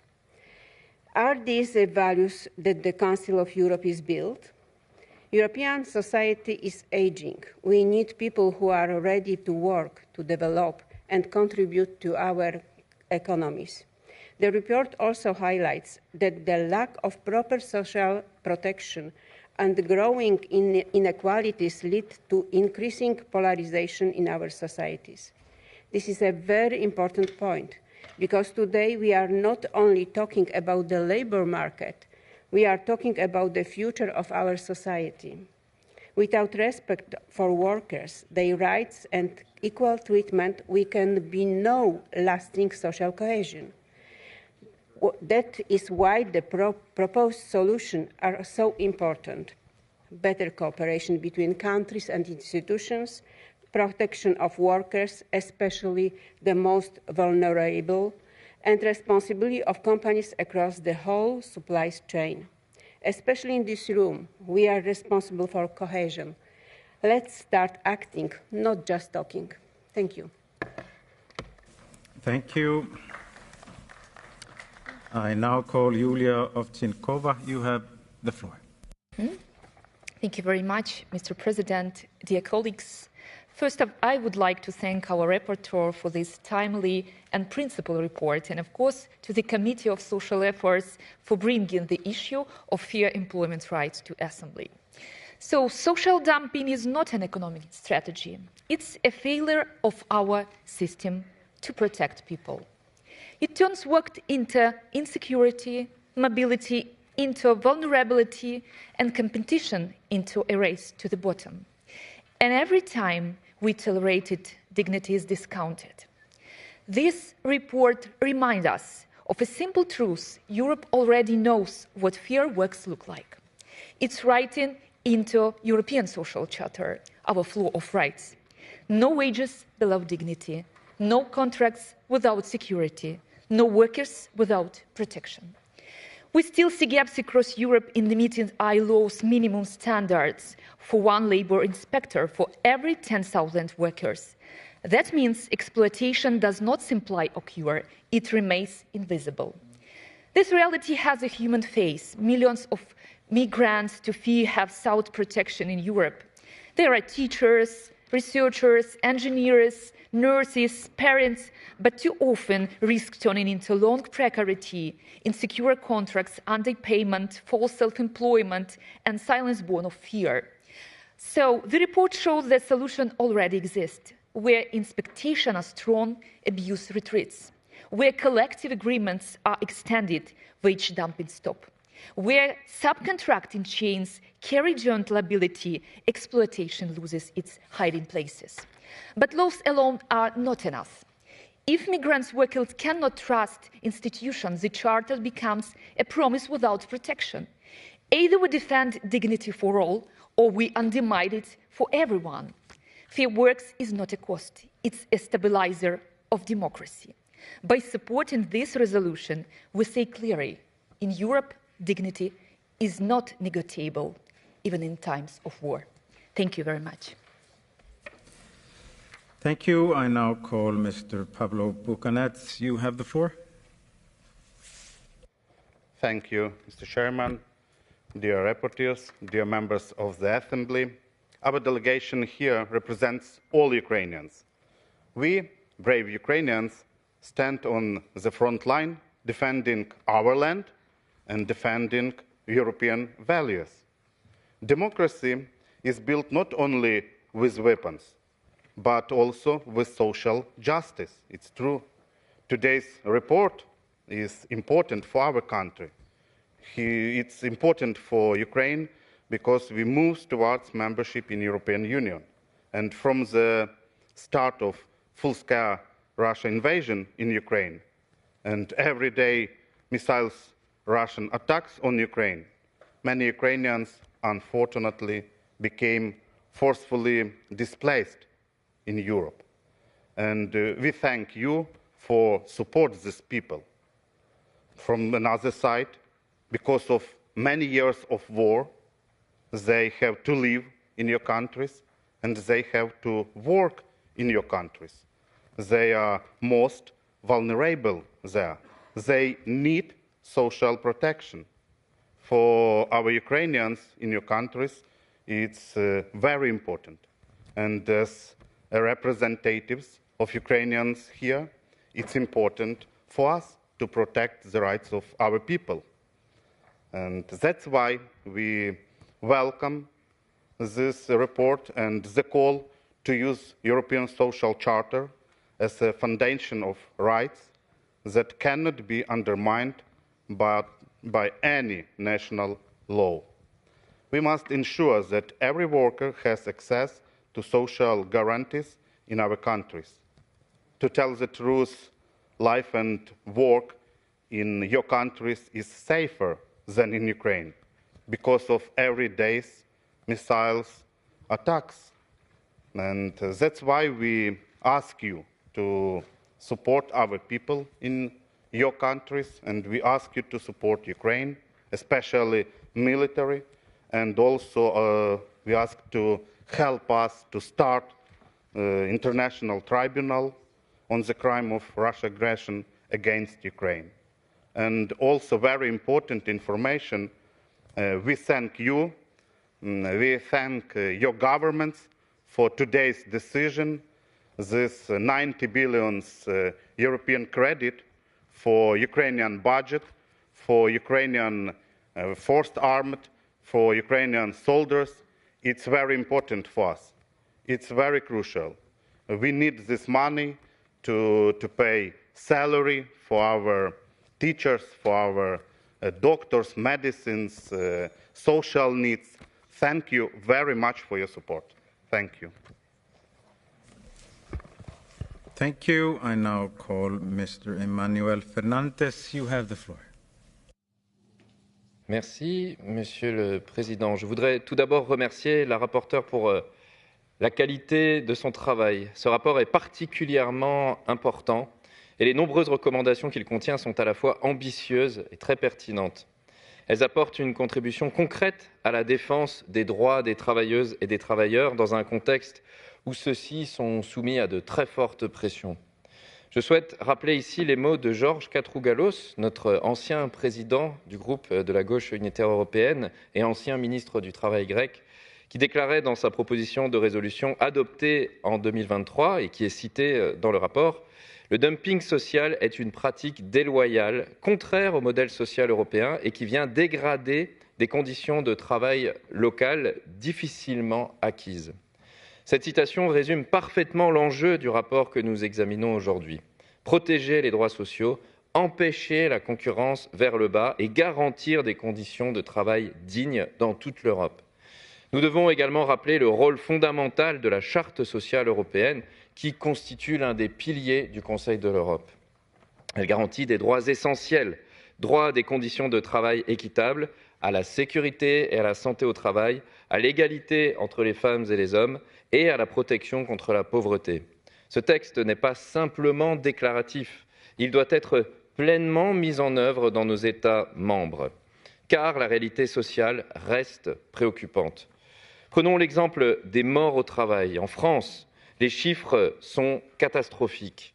En 2025, en France, 1297 personnes sont mortes du travail et au travail, et 764 personnes sont mortes d'un accident du travail. C'est 5 de plus qu'en 2023, 26 de plus qu'en 2022, et sachant que ces chiffres sont largement sous-évalués. Cette situation est d'autant plus inquiétante que plusieurs organisations syndicales dénoncent une dégradation de la prévention de la sécurité au travail depuis la suppression des instances spécifiques de sécurité, notamment les CHSCT, et réclament davantage de moyens pour protéger les travailleurs. Cela montre clairement que la santé et la sécurité au travail doivent redevenir une priorité politique. Nous devons aussi évoquer les inégalités salariales entre les femmes et les hommes à poste égal. Malgré les progrès annoncés, les écarts persistent. En 2023, le salaire moyen des femmes restait inférieur de 14,2% à celui des hommes à temps de travail identique en France. C'est un scandale démocratique et économique. Démocratique parce qu'il viole le principe d'égalité, économique parce qu'il prive nos sociétés d'un potentiel considérable. Ce rapport nous rappelle donc une évidence: défendre les droits sociaux, lutter contre le dumping social, garantir l'égalité et la sécurité au travail, ce n'est pas seulement une question technique, c'est une question de justice et de dignité. Je vous remercie. Thank you. I call Madame Manuel Auters. You have the floor. Merci, Monsieur le Président. Chers collègues, je salue l'excellent travail de la rapporteure, Madame Pilar Carrard, dans ce rapport, et je remercie mes collègues de la délégation canadienne d'être présents ici avec moi. Si les politiques nationales, Monsieur le Président, jouent un rôle fondamental dans le combat du dumping social et de l'exploitation par le travail, elles gagnent en portée et en efficacité lorsqu'elles s'inscrivent dans un cadre juridique et réglementaire international solide. À cet égard, la contribution concrète des instruments internationaux est déterminante. Les conventions de l'Organisation internationale du travail, les normes des Nations unies, mais aussi les directives européennes ainsi que les conventions du Conseil de l'Europe constituent des repères indispensables pour la protection des droits des travailleuses et des travailleurs. Les normes européennes ne s'arrêtent pas aux frontières du continent. Elles exercent une influence positive bien au-delà de l'Europe, y compris au Canada, où elles nourrissent et alimentent les efforts visant à lutter contre l'exploitation par le travail. Et pour cela, chers collègues, je vous en remercie. Votre travail ici sert d'inspiration chez nous au Canada. J'aimerais souligner 3 éléments clés du rapport discuté aujourd'hui auxquels nous adhérons pleinement. Premièrement, une négociation collective forte et l'exercice libre des activités syndicales constituent des leviers déterminants. À ce titre, il importe de dénoncer la législation qui restreint les droits d'association. Deuxièmement, le rôle central de la coopération, y compris au niveau international, afin d'assurer le plein respect des droits socio-économiques de tous et toutes. Enfin, des mécanismes efficaces de protection des lanceurs d'alerte sont vraiment indispensables pour permettre le signalement des situations d'exploitation et sans crainte de représailles. En terminant, permettez-moi de citer en exemple le travail de la Commission des normes de l'équité, de la santé et de la sécurité du travail du Québec, qui a reçu en 2022 le prix de l'Organisation des Nations Unies pour son excellent service public. Une institution paritaire vouée à la promotion des droits et obligations en matière de travail, à la prévention durable, ainsi qu'au bien-être des milieux de travail, que j'ai eu l'honneur de diriger pendant plus de 8 ans. Une institution dotée d'un conseil d'administration paritaire où sont assis à la même table le monde patronal et syndical. Chers collègues, ce type d'organisation prônant le dialogue social sain et respectueux doit être pleinement encouragé et mobilisé. Alors que le monde du travail se transforme et que certaines vulnérabilités s'accentuent, n'oublions jamais que la protection des travailleuses et des travailleurs doit demeurer notre priorité. Je vous remercie. Thank you. That concludes the list of speakers. I call Ms. Pilar Carrard, the rapporteur, to reply. You have 3 minutes. Merci, Monsieur le Président, chers collègues. Je vous remercie pour les différentes interventions, pour votre soutien pour ce rapport. Vous l'avez rappelé, le dumping social et l'exploitation par le travail fragilisent le modèle social européen, portent atteinte aux droits fondamentaux des travailleurs et créent en effet une concurrence déloyale entre les entreprises. En effet, ces pratiques touchent particulièrement les travailleurs les plus vulnérables, notamment les travailleurs migrants, détachés ou employés dans des secteurs précaires. J'aimerais peut-être juste répondre à quelques prises de parole, notamment celle de notre collègue Balton, quand il évoque le trop de démocratie pour les PME et puis le cas peut-être particulier de la Suisse. Alors je tiens quand même à rappeler, j'ai encore repris les différentes réglementations en passant point par point pour voir s'il y avait vraiment une réglementation supplémentaire dans ce rapport. Je dois dire que je n'en ai pas trouvé. Ce qu'on demande, c'est qu'on applique le droit actuel dans les différents États. C'est dommage parce que M. Balton ne m'écoute pas, mais bon, tant pis. Il va peut-être relire le procès-verbal. Donc, juste que les données dans ce rapport, il n'y a pas de réglementation supplémentaire, il n'y a pas plus de bureaucratie pour les entreprises. Ce qu'on demande, c'est qu'on applique très concrètement en fait les législations déjà existantes et qu'on renforce aussi les contrôles. Et je pense que ça, c'est des éléments qui sont ressortis de façon assez positive dans les différentes prises de parole. Et un autre élément qui me tient aussi à cœur, c'était M. Carvalho qui l'a mentionné, la question de la distorsion de concurrence. Et ça, c'est un point qui me tenait aussi à cœur que cet élément-là soit mentionné dans le rapport, c'est de mettre en avant la bonne pratique des entreprises, parce que fort heureusement, la plupart des entreprises et des petites et moyennes entreprises respectent ces travailleurs et agissent de façon correcte. Et je pense qu'on doit aussi valoriser justement ces entreprises qui font un travail aussi remarquable et qui malheureusement, face à des entreprises qui exploitent leur personnel, sont parfois aussi mis un petit peu tout ensemble dans le même paquet. Mais pour moi, c'est aussi important de valoriser ces entreprises et il n'y a pas la volonté, à travers le rapport, de vouloir mettre des charges supplémentaires sur ces entreprises-là. Bien au contraire, je trouve qu'il devrait y avoir des sortes de labels qui indiquent les entreprises qui respectent les droits fondamentaux. Aujourd'hui, on a encore eu l'occasion, dans une réunion conjointe entre la Commission des questions sociales et aussi la Commission du nouveau pacte démocratique, de discuter et d'entendre des intervenants nous expliquer comment l'injustice sociale et comment les inégalités qui sont toujours croissantes pouvaient aussi fragiliser notre démocratie. Et je pense que ce rapport-là aussi apporte clairement une réponse dans le renforcement de notre au travers des mesures qui sont émises dans ce rapport.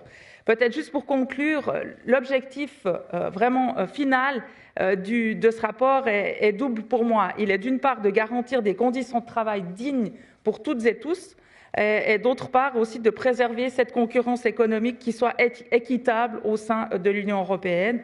Pour moi, la lutte pour le dumping social, ce n'est pas seulement une question de droit du travail, c'est aussi un enjeu de justice sociale, de cohésion et de stabilité démocratique. Et pour terminer, je souhaiterais aussi encore remercier toute l'équipe du secrétariat de la Commission, plus particulièrement AIST, pour son soutien et son excellent travail dans l'élaboration de ce rapport. Et je remercie aussi les différents intervenants qui ont soutenu et qui soutiennent ce rapport. Merci. Merci beaucoup. Thank you. Does the Vice Chairperson of the committee, Ms. Carmen Leite, wish to speak? You have 3 minutes. Gracias. Voy a intervenir en la lengua de Cervantes, español. Después de este interesante debate, agradezco a todos los colegas su contribución a nuestra discusión de hoy.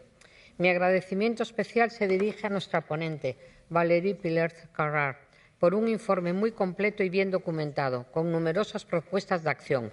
El dumping social y la explotación laboral socavan el trabajo digno, atrapando a millones de trabajadores vulnerables en Europa. Viven y trabajan en nuestro entorno, pero no disfrutan de los mismos derechos sociales fundamentales y protecciones que la mayoría de los trabajadores habituales. Incluso pueden enfrentarse al trabajo forzoso como víctimas de la trata de seres humanos y sufrir daños debido a la falta de atención a la seguridad en su lugar de trabajo, porque son invisibles para el sistema existente. El dumping social y la explotación laboral también debilitan nuestra economía al impulsar una carrera hacia abajo, socavando la igualdad de condiciones y penalizando a las empresas responsables. Este informe destaca la hipocresía de tolerar modelos económicos explotadores que maximizan los beneficios para algunos, pero perjudican a los trabajadores, la competencia leal y las finanzas públicas. Al no pagar el mismo salario por un trabajo de igual valor, algunos actores económicos buscan beneficios a corto plazo, pero toda la sociedad pierde en términos de equidad, valores y cohesión social. En lugar de aceptar situaciones límite, injusticias sociales e ilegalidades, deberíamos fomentar el juego limpio y la inversión responsable en el capital humano. ¿Cómo hacerlo? Contamos con un conjunto de propuestas en el proyecto de resolución que tienen ante ustedes hoy. Podemos empezar por comprobar cómo funcionan en la práctica las leyes políticas existentes. ¿Garantizan la igualdad de oportunidades y la no discriminación entre los trabajadores? ¿Se aplican correctamente? ¿Son adecuados los incentivos? ¿Están los interlocutores sociales debidamente implicados para asegurar controles y equilibrios? ¿Disponen las inspecciones de trabajo de recursos suficientes? Nuestra ponente tiene razón al pedir a los Estados miembros que utilicen mejor los criterios de referencia de la Carta Social Europea y otras herramientas internacionales para garantizar que los derechos socioeconómicos se apliquen a todas las personas que de hecho viven y trabajan en nuestros países. Los parlamentos nacionales pueden apoyar este esfuerzo y ayudar a mejorar la aplicación de la Carta, cuya mitad de las disposiciones se refieren al trabajo digno. Tras la cumbre de Reykjavik y la conferencia de alto nivel sobre derechos sociales en Chisinau, mantengamos nuestros valores y derechos compartidos cumpliendo la promesa de un mayor compromiso con la democracia, la buena gobernanza y la justicia social. Lleven el mensaje de este informe a sus países y asegúrense de que sus propuestas lleguen a la atención de los gobiernos y parlamentos. Son los que tienen que actuar y todos debemos actuar. Muchas gracias. Thank you. Debate is now closed.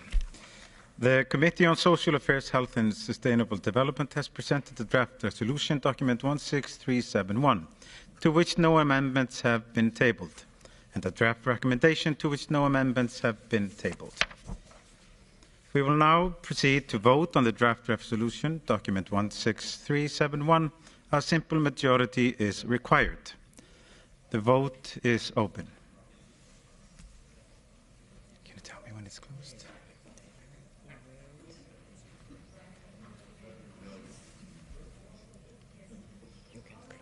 The vote is closed. I call for the result to be displayed. The draft resolution and document 16371 is adopted. We will now proceed to vote on the draft recommendation containing in document 16371. A two-thirds majority is required. The vote is open.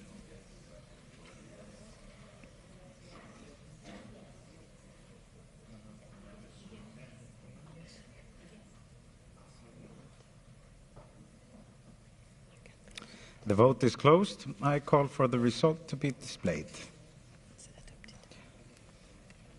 The draft recommendation in document 16371 is adopted. So we finish?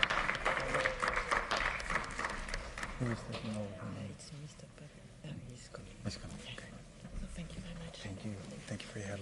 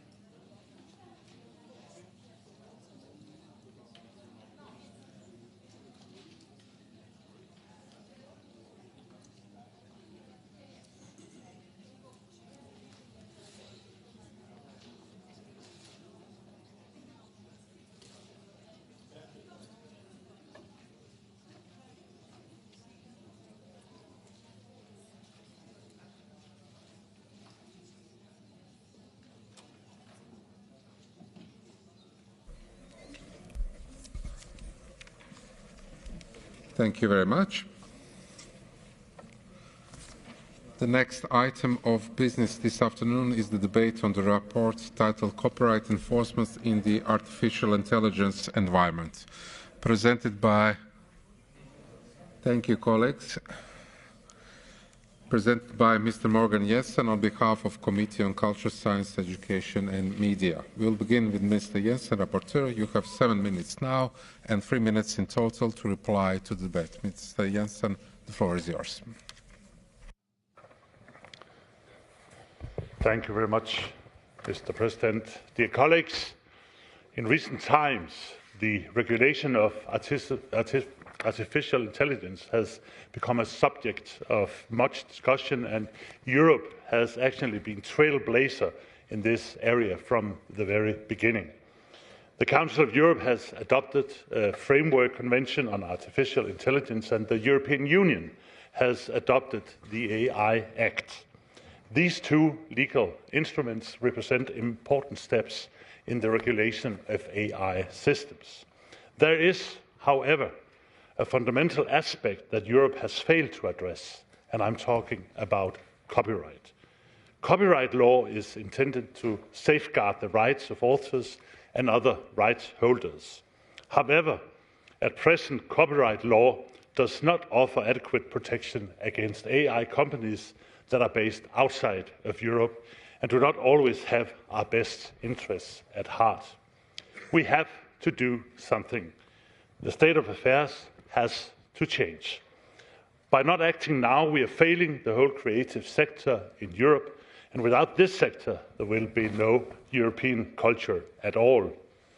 Of course, it's inevitable that the emergence of new technologies will render old rules obsolete. Since Gutenberg's invention of the printing press, new technologies have transformed the production and exploitation of creative content. In turn, each of these developments required the intervention of legislators to ensure that the rights of creators are not disadvantaged or simply ignored. Now, the advent of the artificial intelligence era has brought a particularly challenging set of problems. And one of these particular problems concerns copyright and represents an existential threat for the creative sector. It is important to understand that in order to train their AI systems, tech companies are scraping the internet, making millions of copies of digital content that is very often copyrighted. Unfortunately, tech companies take advantage of an exception to copyright for so-called text and data mining. And thanks to this exception, they do their digital harvesting without asking for permission and without paying their due. This is, of course, wrong. Exceptions to copyright for the benefit of AI training deprive copyright holders from both control and remuneration over their works. This is not only wrong, it is unfair. And it's not even clear if this exception for text and data mining applies to AI training. So this is not only wrong, and it's not only unfair, it's probably illegal. It is for all these reasons that we need to introduce new rules that protect creators' rights and remunerate them adequately. Let me now draw your attention to another important legal issue: deepfakes. As you know, deepfakes are images, audio, or video content that resemble reality and would falsely appear to be a person to be authentic or truthful. Deepfakes are not necessarily harmful and can be used for legal purposes such as parody. However, if misused, they can affect a number of fundamental rights. For example, freedom of expression and information. As you know, deepfakes can be used for disinformation purposes and to manipulate public opinion in electoral processes. Deepfakes can also violate personality rights by misusing a person's image and voice. One potential tool against the pernicious effects of certain deepfakes is AI literacy. Certainly, users need the skills to identify AI-generated content. However, that is not enough. Further protective measures must be implemented, and the role and responsibilities of Internet operators must be clarified. In order to help solve all these problems, I have made a number of proposals in my report. From a general standpoint, Council of Europe member states must ensure that innovation is not achieved at the expense of creators and protect citizens and democracy against the abuse of AI tools. In particular, member states should, and I number a number of recommendations. They should clarify in their national legislation that text and data mining exceptions are not applicable to the training of AI systems. They should sign and ratify the Council of Europe Framework Convention on Artificial Intelligence. They should require that the providers of AI systems disclose training data so that right holders can assert their rights for any unauthorized use of their content. They should introduce in their national legislations a legal presumption in favor of creators in cases where AI systems do not comply with transparency requirements. They should introduce fair remuneration rules and support collective licensing schemes. They should allow a negotiating party to make a request for binding arbitration to the relevant national ministry. They should require that content generated by AI systems are labeled as such in a way that is machine readable, interoperable, and easily identified by human beings. They should require that the unauthorized distribution of deepfakes is considered illegal in their national legislation. They should require that performers and artists are protected against the unauthorized distribution of deepfakes of their performances. And finally, they should promote AI literacy. Regarding AI providers, they should provide transparency of data used for AI training and show openness to dialogue and goodwill in negotiations with right holders. Dear colleagues, I hope that this report will meet your approval, and I thank you for your support. I thank the rapporteur. We now follow on speakers on behalf of political groups. I remind members that the time limit is 3 minutes. The first is Mr. Bricco on behalf of EPP. Merci, Monsieur le Président. Le rapport de M. Jensen est assez complet sur le sujet et sur ses enjeux. Néanmoins, j'aimerais insister sur quelques points. Le premier, qui est peut-être le cœur, c'est la question de la propriété intellectuelle. On ne le rappelle jamais assez, mais l'intelligence artificielle, ou en tout cas ce qu'on appelle l'intelligence artificielle générative, ne fait finalement que amasser une masse énorme de données et les réutiliser pour apporter des réponses synthétiques par statistique. C'est un peu complexe, mais disons qu'en gros, ça ne crée rien, ça ne fait qu'à utiliser les créations d'autres. Et à ce titre, il faut veiller que les droits intellectuels des créateurs soient respectés.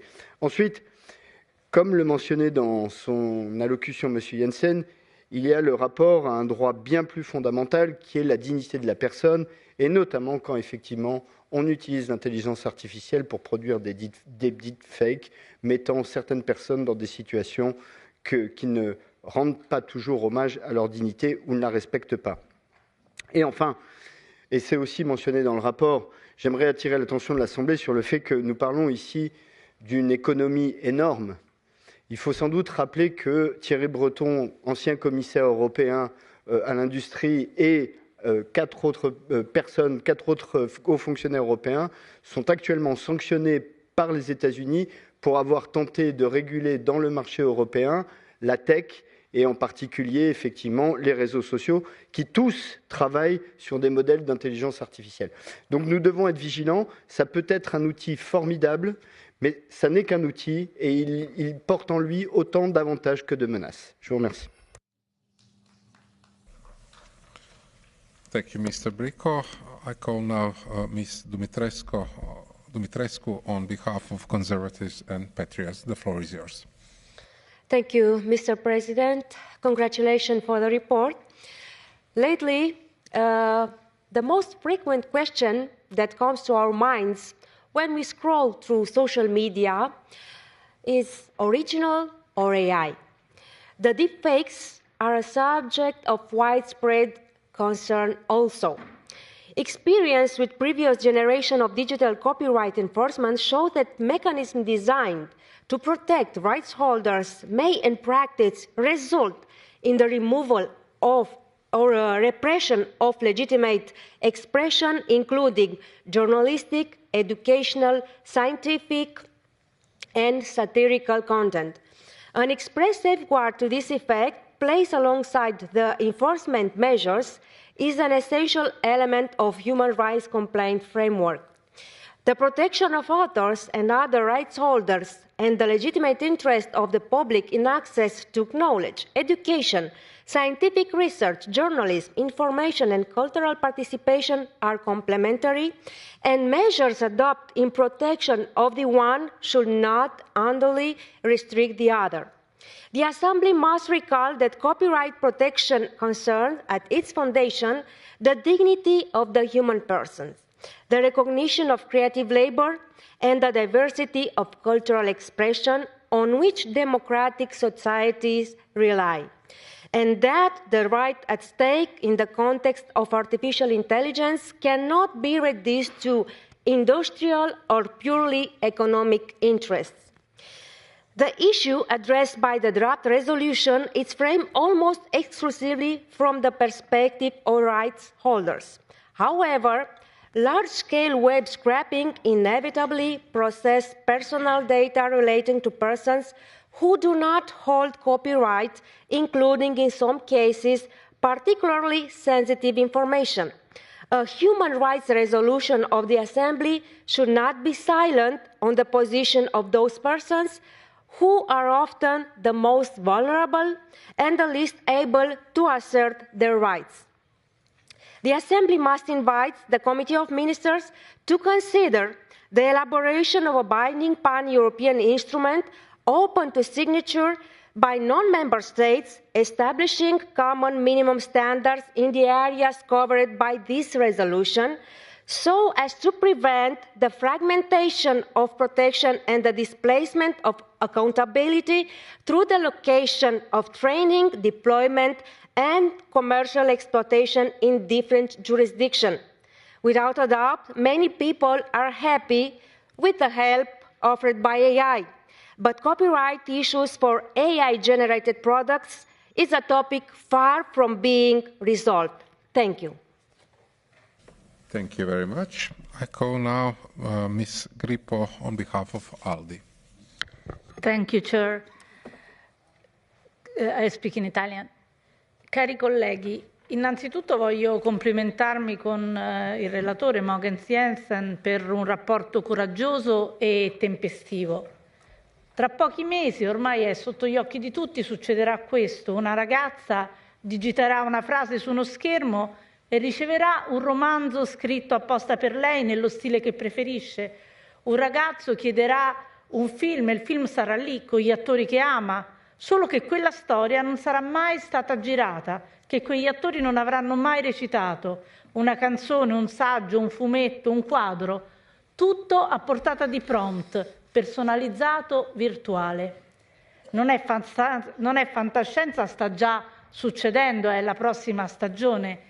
E il punto non è se questo ci piace, il punto è che quella canzone, quel romanzo, quel film non saranno nati dal nulla, inventati dall'intelligenza artificiale, nasceranno da milioni di libri veri, scritti da scrittori veri, ingeriti senza permesso. Quel film verrà da migliaia di film veri, smontati e rimontati senza licenza. Quella canzone sarà impastata con la voce e il sudore di musicisti che non sanno nemmeno di essere stati usati, così come le immagini degli attori, le voci dei doppiatori. Il rapporto che votiamo oggi mette in fila queste verità con coraggio e io lo sostengo con convinzione. Come si può contrastare questo processo inesorabile? Servono 3 cose: trasparenza sui dati di addestramento, perché senza sapere cosa è stato usato nessuno può difendersi, presunzione di violazione quando quella trasparenza manca, perché chi non apre le carte non può invocare la buona fede, e remunerazione equa attraverso licenze collettive e arbitrato vincolante quando i giganti tecnologici si rifiutano di trattare. Aggiungo una cosa: ci viene detto che le macchine imparano come gli studenti nelle biblioteche e che quindi meritano di non pagare i diritti, di poter usufruire della stessa eccezione di cui beneficiano studenti e lettori che fanno un uso no profit di un contenuto. Non è vero. Uno studente che legge un libro arricchisce chi lo ha scritto perché ne diventa un lettore in più. Una macchina che legge un libro impara a sostituire l'autore. Non è lo stesso gesto, non è la stessa azione. Signor Presidente, colleghi, la domanda vera non è se l'intelligenza artificiale produrrà romanzi, film, canzoni. Lo farà e presto. La domanda è se quel mondo ci sarà ancora qualcuno che scrive un romanzo per la prima volta. Questa è un'assemblea che non si occupa di mercato, si occupa di diritti fondamentali e la creatività, la voce di chi crea, sono diritti fondamentali. In Europa è nato il concetto stesso di diritto d'autore con l'avvento della stampa di Gutenberg. Anche oggi possiamo essere pionieri, perché ricordiamoci sempre che difendere gli autori non serve solo a tutelare i diritti patrimoniali di chi fa della creatività il proprio mestiere, ma è anche e soprattutto per riconoscere il valore pubblico e sociale della cultura, della bellezza e della creatività. Grazie. And I call Ms. Chelenk on behalf of United Left. The floor is yours. Thank you, Chair. Thank you, Rapporteur. We really appreciate this much-needed report. Artificial intelligence is not arriving. It has already arrived, and it is reshaping every domain of human life faster than our frameworks can keep pace. This brings real possibilities, but also consequences we cannot afford to ignore. In cinema, literature, and journalism, a fundamental question now confronts us. What does authenticity mean when originally itself has become technically reproducible? The question is no longer philosophical. It is political and economic. People are losing their livelihoods. Creative labor is being systematically devalued. The boundary between human thought and algorithmic output is dissolving, quietly, rapidly, and without adequate resistance. This matters beyond the economy. Democracy doesn't survive on institutions alone. It breathes through art, culture, and the capacity for independent thought. When authenticity erodes, democratic debate weakens, because democracy is nourished by difference, not by repetition. This is precisely why the report before us matters. It identifies the imbalance, transparency of training data, consent of right holders, fair remuneration, and collective licensing. These are not administrative details. They are conditions for justice. The presumption of infringement where transparency is absent is a particularly significant step, one that finally begins to correct the structural powers asymmetry. Clear labeling of AI-generated content and protection against digital imitation are equally essential, not only for creators, but for public trust itself. But I want to go further. What happens when artificial intelligence doesn't merely use human work, but imitates human sensibility? When emotion, narrative, and style are all reproducible, what remains irreducibly ours?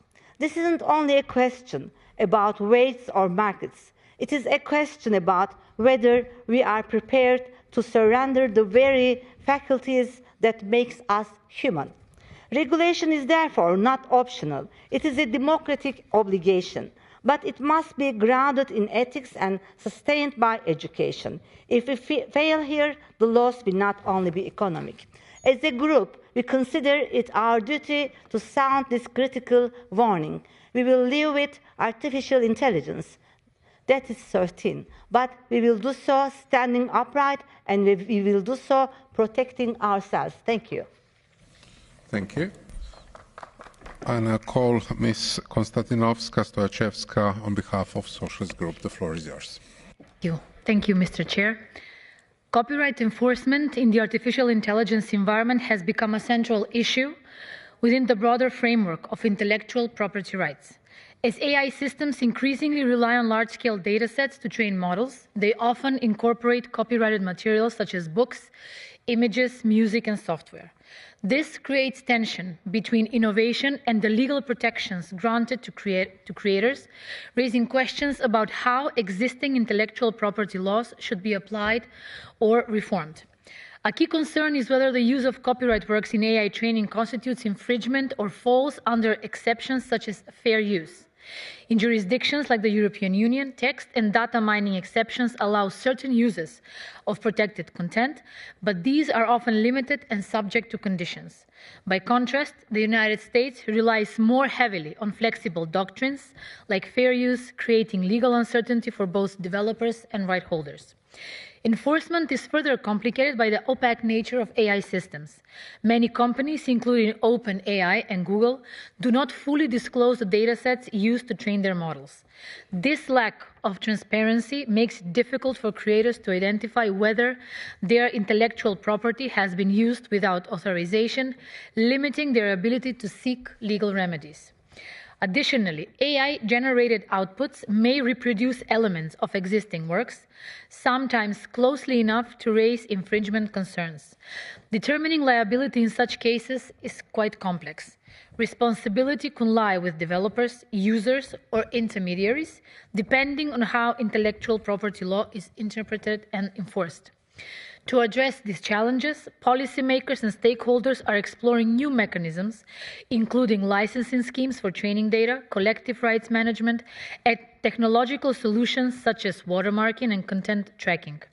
Strengthening Copyright enforcement in the AI era will require adapting intellectual property frameworks to ensure that creators are fairly compensated while still enabling technological progress and innovation. That is why I call on all of you to support this report. Thank you. Thank you very much. Now we go to speakers list further, and I call now Mr. Verducci from Italy. The floor is yours.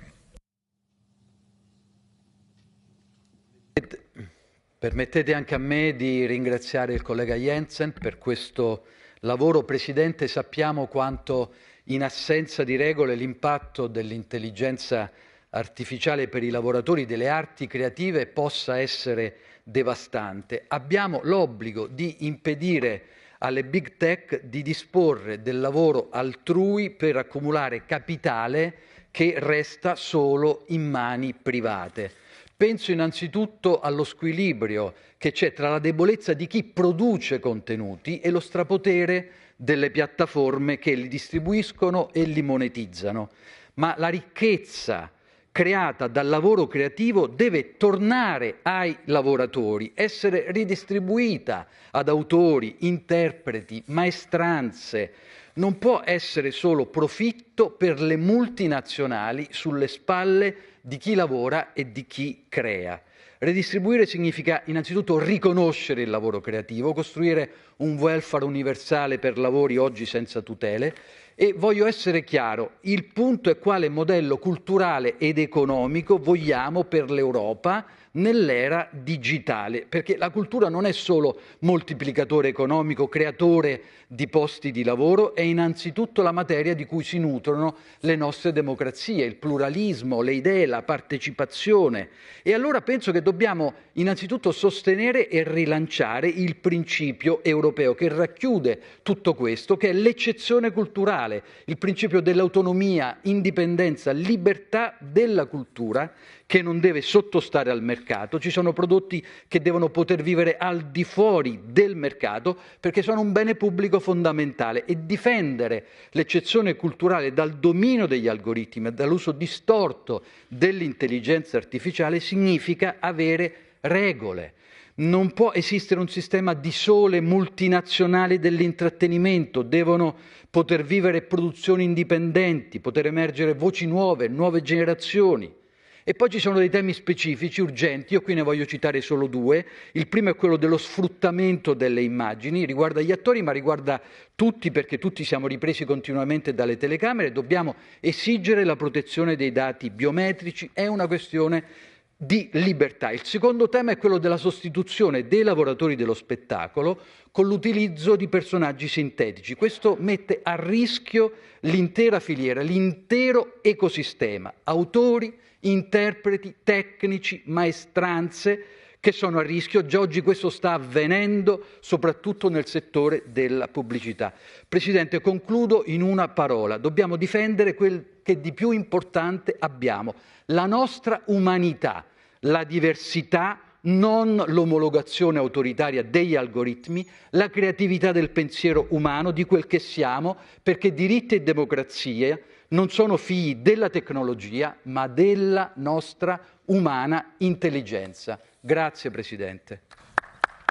Grazie mille. I call now Miss Chatsiona Dio from Greece. I don't see her here. Thank you. Then we move further to Ms. Reijonen from Finland. The floor is yours. Thank you, Mr. Chair.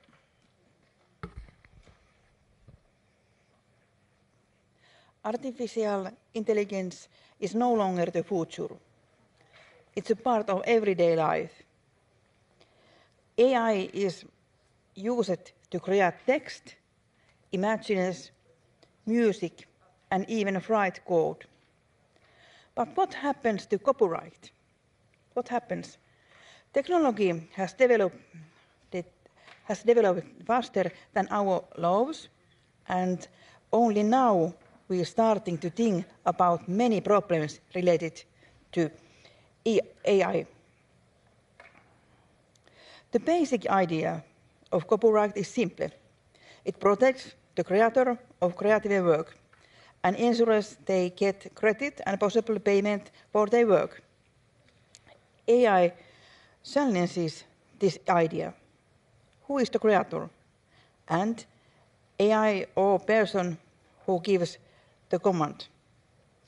Another important copyright issue is learning. AI is trained on huge amounts of data, which often includes copyrighted material like books, images, and articles. Without this data, AI would not develop as quickly. But is this development happening at the expense of the original creators? We need more transparency about how AI is trained. However, I am most concerned about how AI creatively can be used for propaganda. False information can now be created faster than ever because images and videos have become very realistic in a short time. This challenges our media literacy and makes us doubt what we see.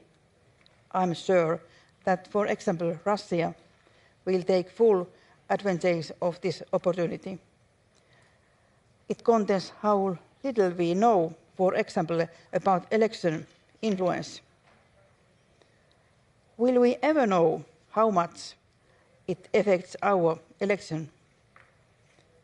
We really need to think about how to respond to the challenge of AI with laws more quickly. Right now, making laws at the same speed as technology is slow and difficult. Thank you. Thank you very much. I call now Ms. Moshen-Net from Ukraine. The floor is yours.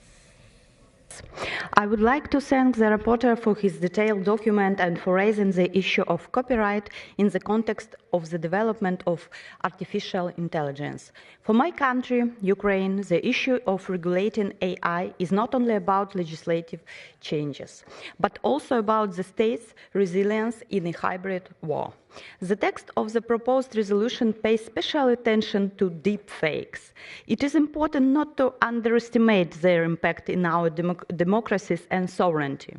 In the hands of the Russian regime, deepfakes are a tool for information attacks aimed at dividing the country, discouraging people, creating hostility in society, and undermining the state's defense capability. The Center for Countering Disinformation has documented over 30,000 cases of Russian disinformation in the Ukrainian space since the full-scale invasion. AI is used to create manipulative content, for example, featuring generated soldiers who speak of a so-called collapse and ordinary people who ask for territorial concessions. Unfortunately, the list of such examples goes on, and this is not just a challenge for Ukraine. Russia deepfakes pose a threat to all civilized democratic countries. In Moldova, Russian deepfakes attempt to undermine democratic elections. In Poland, they tried to spread anti-European attitudes. And in Hungary, pro-Russian manipulative videos ahead of the elections were aimed to undermining the image of Ukrainian refugees. AI is becoming more intelligent and generated content is becoming more realistic. So we should support the proposed resolution on the appropriate labeling of AI-generated content. The resolution also emphasizes media literacy. Developing information literacy is a crucial way to prepare society for the challenges and opportunities associated with the development of AI technologies. In Ukraine, the government portal Dia Svita is available, offering free access to expert educational series. In particular, the platform features a series on the use of AI in creative industries. Experts discuss the ethical and effective use of AI in the workplace, as well as data protection. Another series teaches the public to recognize AI-generated fakes. We could spend a lot of time debating the benefits and harms of AI, but this tool has already become an integral part of our daily lives. I ask you to support the resolution. Thank you. Thank you very much. I call now Ms. Arslan from Switzerland. The floor is yours. Thank you very much, Mr. President. Dear colleagues, I would like to thank the rapporteur for this important and well-crafted report. It comes at exactly the right time. We are in a pivotal point in the digital revolution where artificial intelligence is fundamentally transforming our lives, our social interactions, and our legal frameworks. Whilst there are many positive effects, the negative effects must not be overlooked. The challenges posed by deepfakes are particularly worrying. This AI-generated content can be creative and helpful, but it can also cause great harms by spreading disinformation and infringing on personal rights. Recent reports, including from Switzerland, show just how seriously this technology threatens our information integrity and personal rights. In 2 Telegram forums, at least 72 deep featuring 40 Swiss influences were published and were freely accessible. 5 of them have filed complaints regarding fake nude images and deepfake pornography. However, existing laws are inadequate and do not provide sufficient protection in this dynamic, often unregulated world of AI. We urgently need a clear legal framework that both protects creative interests and efficiently addresses the dangers of deepfakes. It is also time for us as legislators to take action. Only through a proactive approach we can ensure that innovations in the field of AI cannot come at the expense of personal rights and social integrity. Thank you very much. Thank you very much. I call now Ms. Binter-Keller from Switzerland. The floor is yours.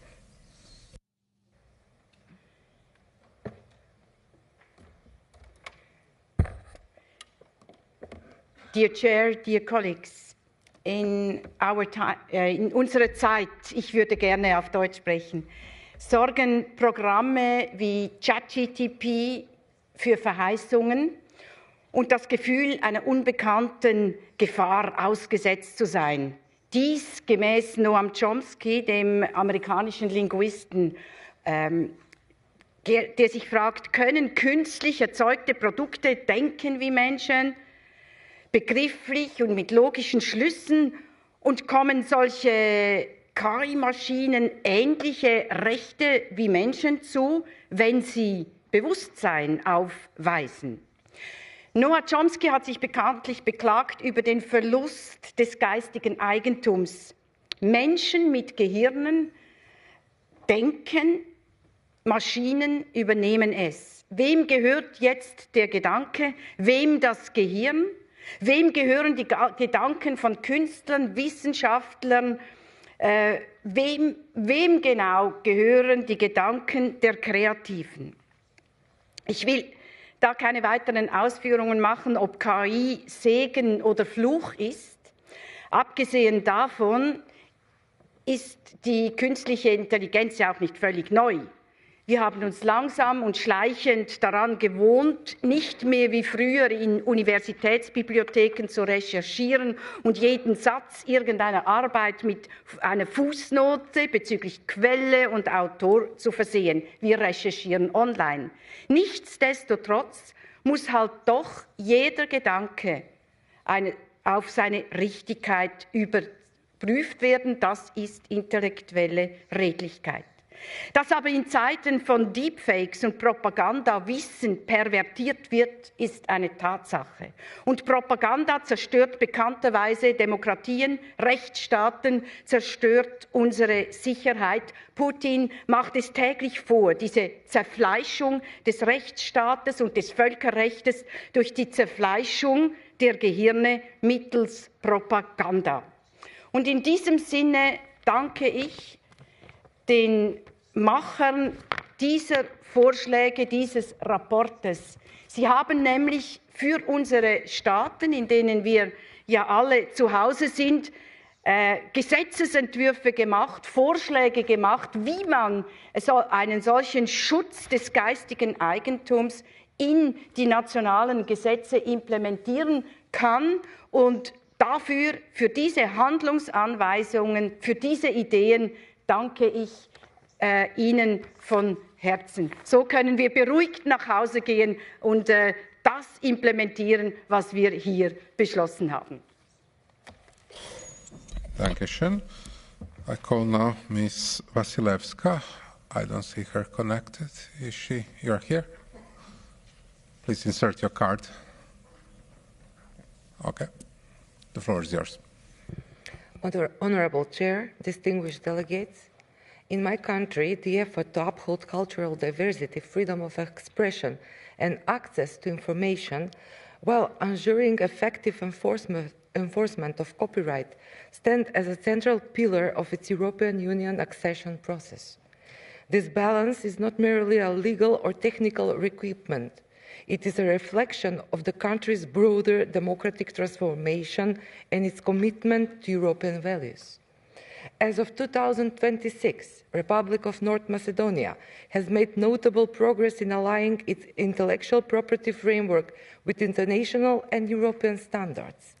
The primary legislative instruments, including the law on copyright and related rights and the law on industrial property, provide a solid legal foundation.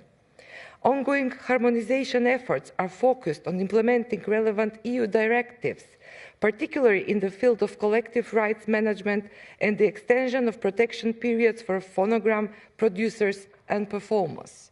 These reforms are further supported by the National Strategy for Intellectual Property 2022-2026, which aims to address long-standing gaps in enforcement and institutional coordination.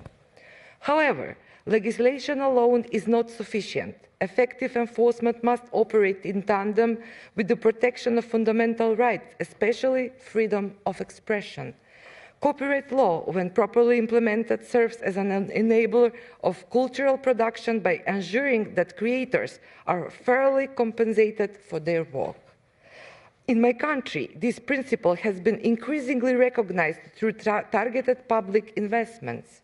For instance, recent increases in funding for the film sector and creative industries demonstrate a strategic commitment to strengthening national cultural output and promoting it internationally. At the same time, safeguarding freedom of expression remains a priority.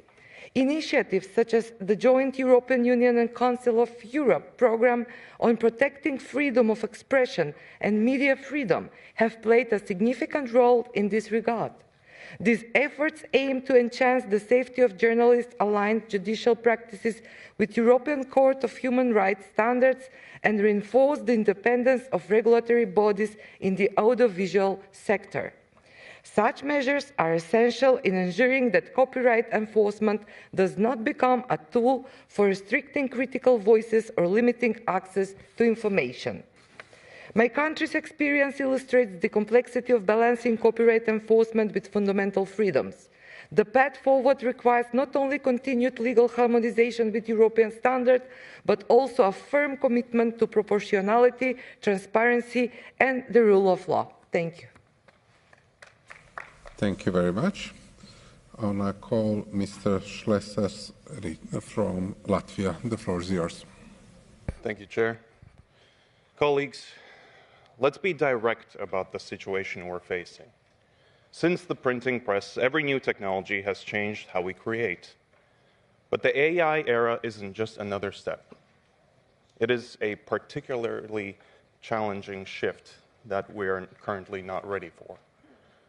Right now, AI companies are fueling their data-hungry systems by taking whatever they find online. They are using the life's work of our artists and journalists as free, raw material, without asking for permission and without paying a single euro to the people who actually created it. The system we have is failing. Our current rules, the text and data mining exceptions, were written before generative AI was even a reality. These rules put the entire burden on the creator to opt out of being exploited. It is a system that works for tech giants in the US and China, but leaves European creators and smaller competitors at a massive disadvantage. This is about more than just business.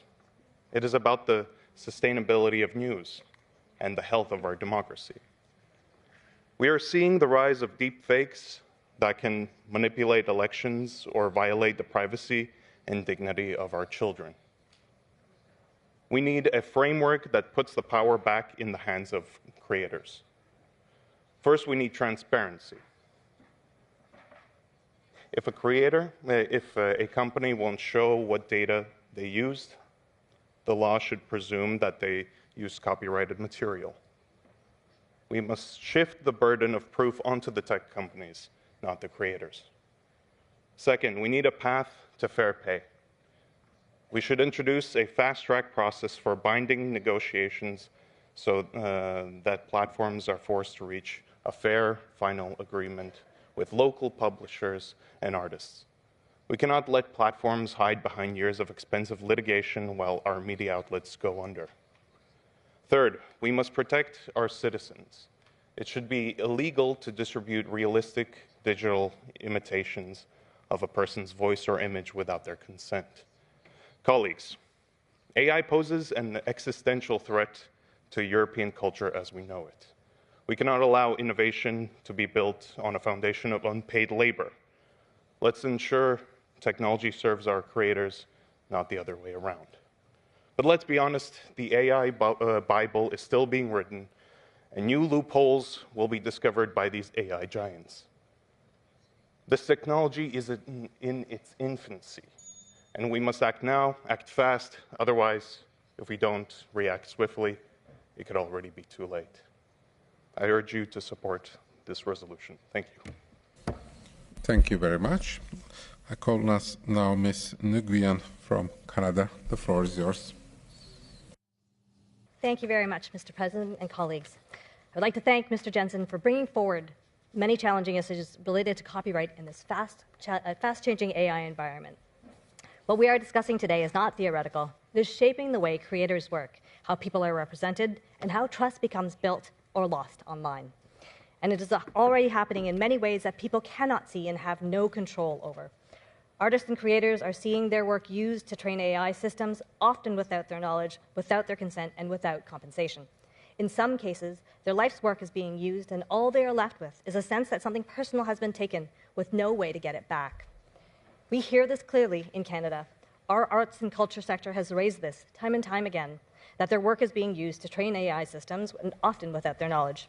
And at the same time, they are being asked to compete with the outputs of these very systems. That is the tension at the heart of this report. As Mr. Jensen concludes in his report, AI could pose an existential threat to Europe's creative sector and European culture as a whole, particularly if we do not get this balance right, and as current legislative tools struggle to keep pace. I believe that the same conclusions could apply to Canada, and I would like to offer a Canadian perspective on them. The Canadian Copyright Act stems from our two legal traditions, the United Kingdom's common law and France's civil law. But, like in Europe, it is grounded in a core principle, that creative work is tied to a human author. And that principle matters not only for economic reasons, but because it recognizes that creativity is an expression of human experience, of identity, memory, and voice. We're watching, and it is that human experience that must remain at the center of our approach. We're watching this play out in real time. In the US, courts have found that using copyrighted works to train AI systems did not infringe the underlying copyrights because it fell under the fair use exemption. The result could be different in Canada, since our fair dealing exception differs from fair use, and the criterion of the transformative nature of AI, referred to by the US courts, does not apply. Hopefully, some ongoing litigation should shed further light on the extent to which copyright exceptions apply to the use of AI in Canadian copyright law. But beyond copyright, there's another dimension we cannot ignore. The report highlights the use of deepfakes, AI-generated content, and that can replicate a person's image, voice, or identity. Investigations have revealed the creation of highly realistic, explicit deepfakes involving women and minor children that can spread quickly and cause real harm. This is an issue that our government is taking very seriously in Canada, and our government, through the Protecting Victims Act and an act to amend the Canadian Elections Act to respond to the growing challenge of deepfakes.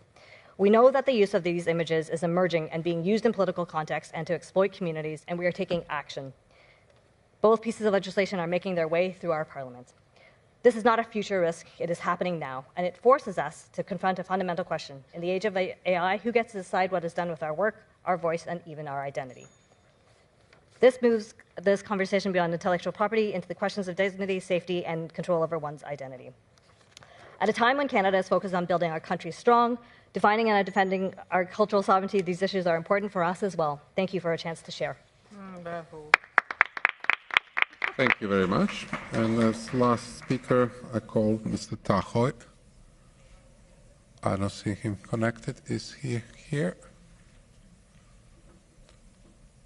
If not, this concludes the list of speakers. And thank you for them all. I call now Mr. Jensen as rapporteur to reply. You have 3 minutes for your reply. Thank you. Thank you very much, Mr. President, and thank you very much, colleagues, for what I can feel is a great support for this report and for my recommendations. And I think it shows how important and what big a role the AI is playing in our reality, our daily day, in all sectors and in all kinds of situations. And of course, there has been here many angles on artificial intelligence, and it's true, as Ms. Dumitrescu said, that I am focusing here on the copyright, the right holders' position, and that is for one very important reason, that these are the basis for the content being created that we use in our daily life: images, music, films, journalism, and so on. And if we not, in our new technologies, direct them in a way where they will support the economy behind our creative forces, we will have a huge problems. And as Mr.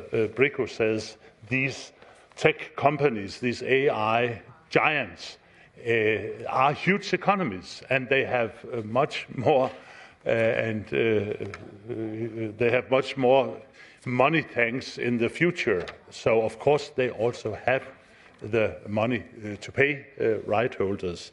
That's for sure. I would like to emphasize also the point of Mr. Slesers, that when it comes to proving that the AI companies are using content, the burden of proof should shift from the right holders to the AI companies. That is one very important point of my report. So thank you, dear colleagues, for the great support. Thanks to the team who have been working hard on this report, Francisco and others. And also I have to thank the right holders organizations who are working so hard in order to also urge us politicians to make a secure and fair framework, political framework for this. I would finally like to emphasize that the creative sector is the one that are keeping European culture alive and vibrant. No European culture without them. They deserve our applause. but most importantly, they need our protection. So let's cherish and protect them. Thank you very much. Thank you very much to Rapporteur. Does Ms. Alexandra Schoss, Vice Chairperson of the Committee, do you wish to speak? Then the floor is yours for 3 minutes. Thank you very much, Mr. President. So my colleague, Mr. Janssen, he thanked a lot of people. I would like to thank him for this very important and valuable report, as well was mentioned by our colleague, Binna Keller, that it's really a necessary report in the digital world we are living today. Artificial intelligence, dear colleagues, is already transforming the way cultural and creative content is produced, distributed, and consumed. Its potential is considerable, but so too are the risks. In the cultural and media sectors, AI is affecting production, programming, promotion, and discoverability. It is reshaping audience expectations and consumption patterns through scale, speed, and personalization. At the same time, it raises serious concerns for the protection of copyright, the sustainability of the news media ecosystem, media pluralism, and citizens' right to reliable information. Whatever views we may hold on the pace or direction of these developments, one fact is beyond dispute. Artificial intelligence is here to stay. Our responsibility, however, therefore, is not to deny this reality, but to ensure that technological progress develops within a framework of fairness, accountability, and respect for fundamental rights. And I listened very carefully to all of you, to everyone in this assembly who is still here tonight, and I really appreciate it. I can say that we all agree on this one point. We must be clear. Innovation cannot come at the expense of the people who stand at the heart of cultural creation: authors, artists, performers, journalists, producers, and other rights holders. Let us also recall that the cultural and creative sectors are not marginal sectors. They are major economic and social force in Europe, employing millions of people and contributing decisively to our democratic life, our diversity, and our common cultural space. These sectors rely on copyright not only as a legal concept, but as a condition for creative work, fair remuneration, and continued investment in culture and media. Mr. Jensen's report addresses this challenge in a serious and very balanced way. It recognizes both the opportunities of AI and the urgent need to ensure transparency, legal certainty, and effective protection for rights holders and for citizens. The Committee on Culture, Science, Education and Media welcomes the rapporteur's work and considers that the proposed measures represent a necessary and reasonable response to the new challenges created by generative AI and are an acceptable compromise for all stakeholders. For these reasons, dear colleagues, I invite you to support this report. Thank you. Thank you very much.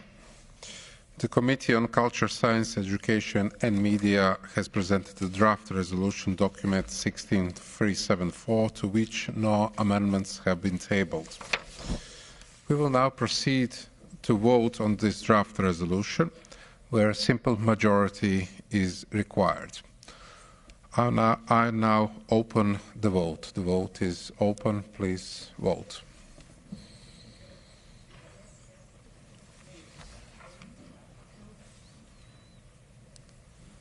Thank you.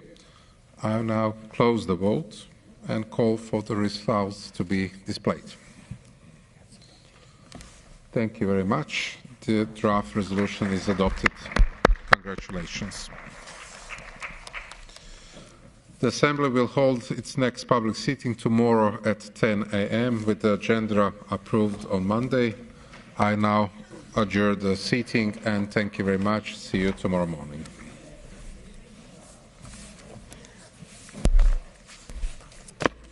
This was fast. Thank you. That was very fast. Yeah, I'm chairing also tomorrow morning. So. Are you chairing again tomorrow? Yes. Oh, okay, so you're doing the whole thing. Well, maybe not the very end. I mean, it's only going to take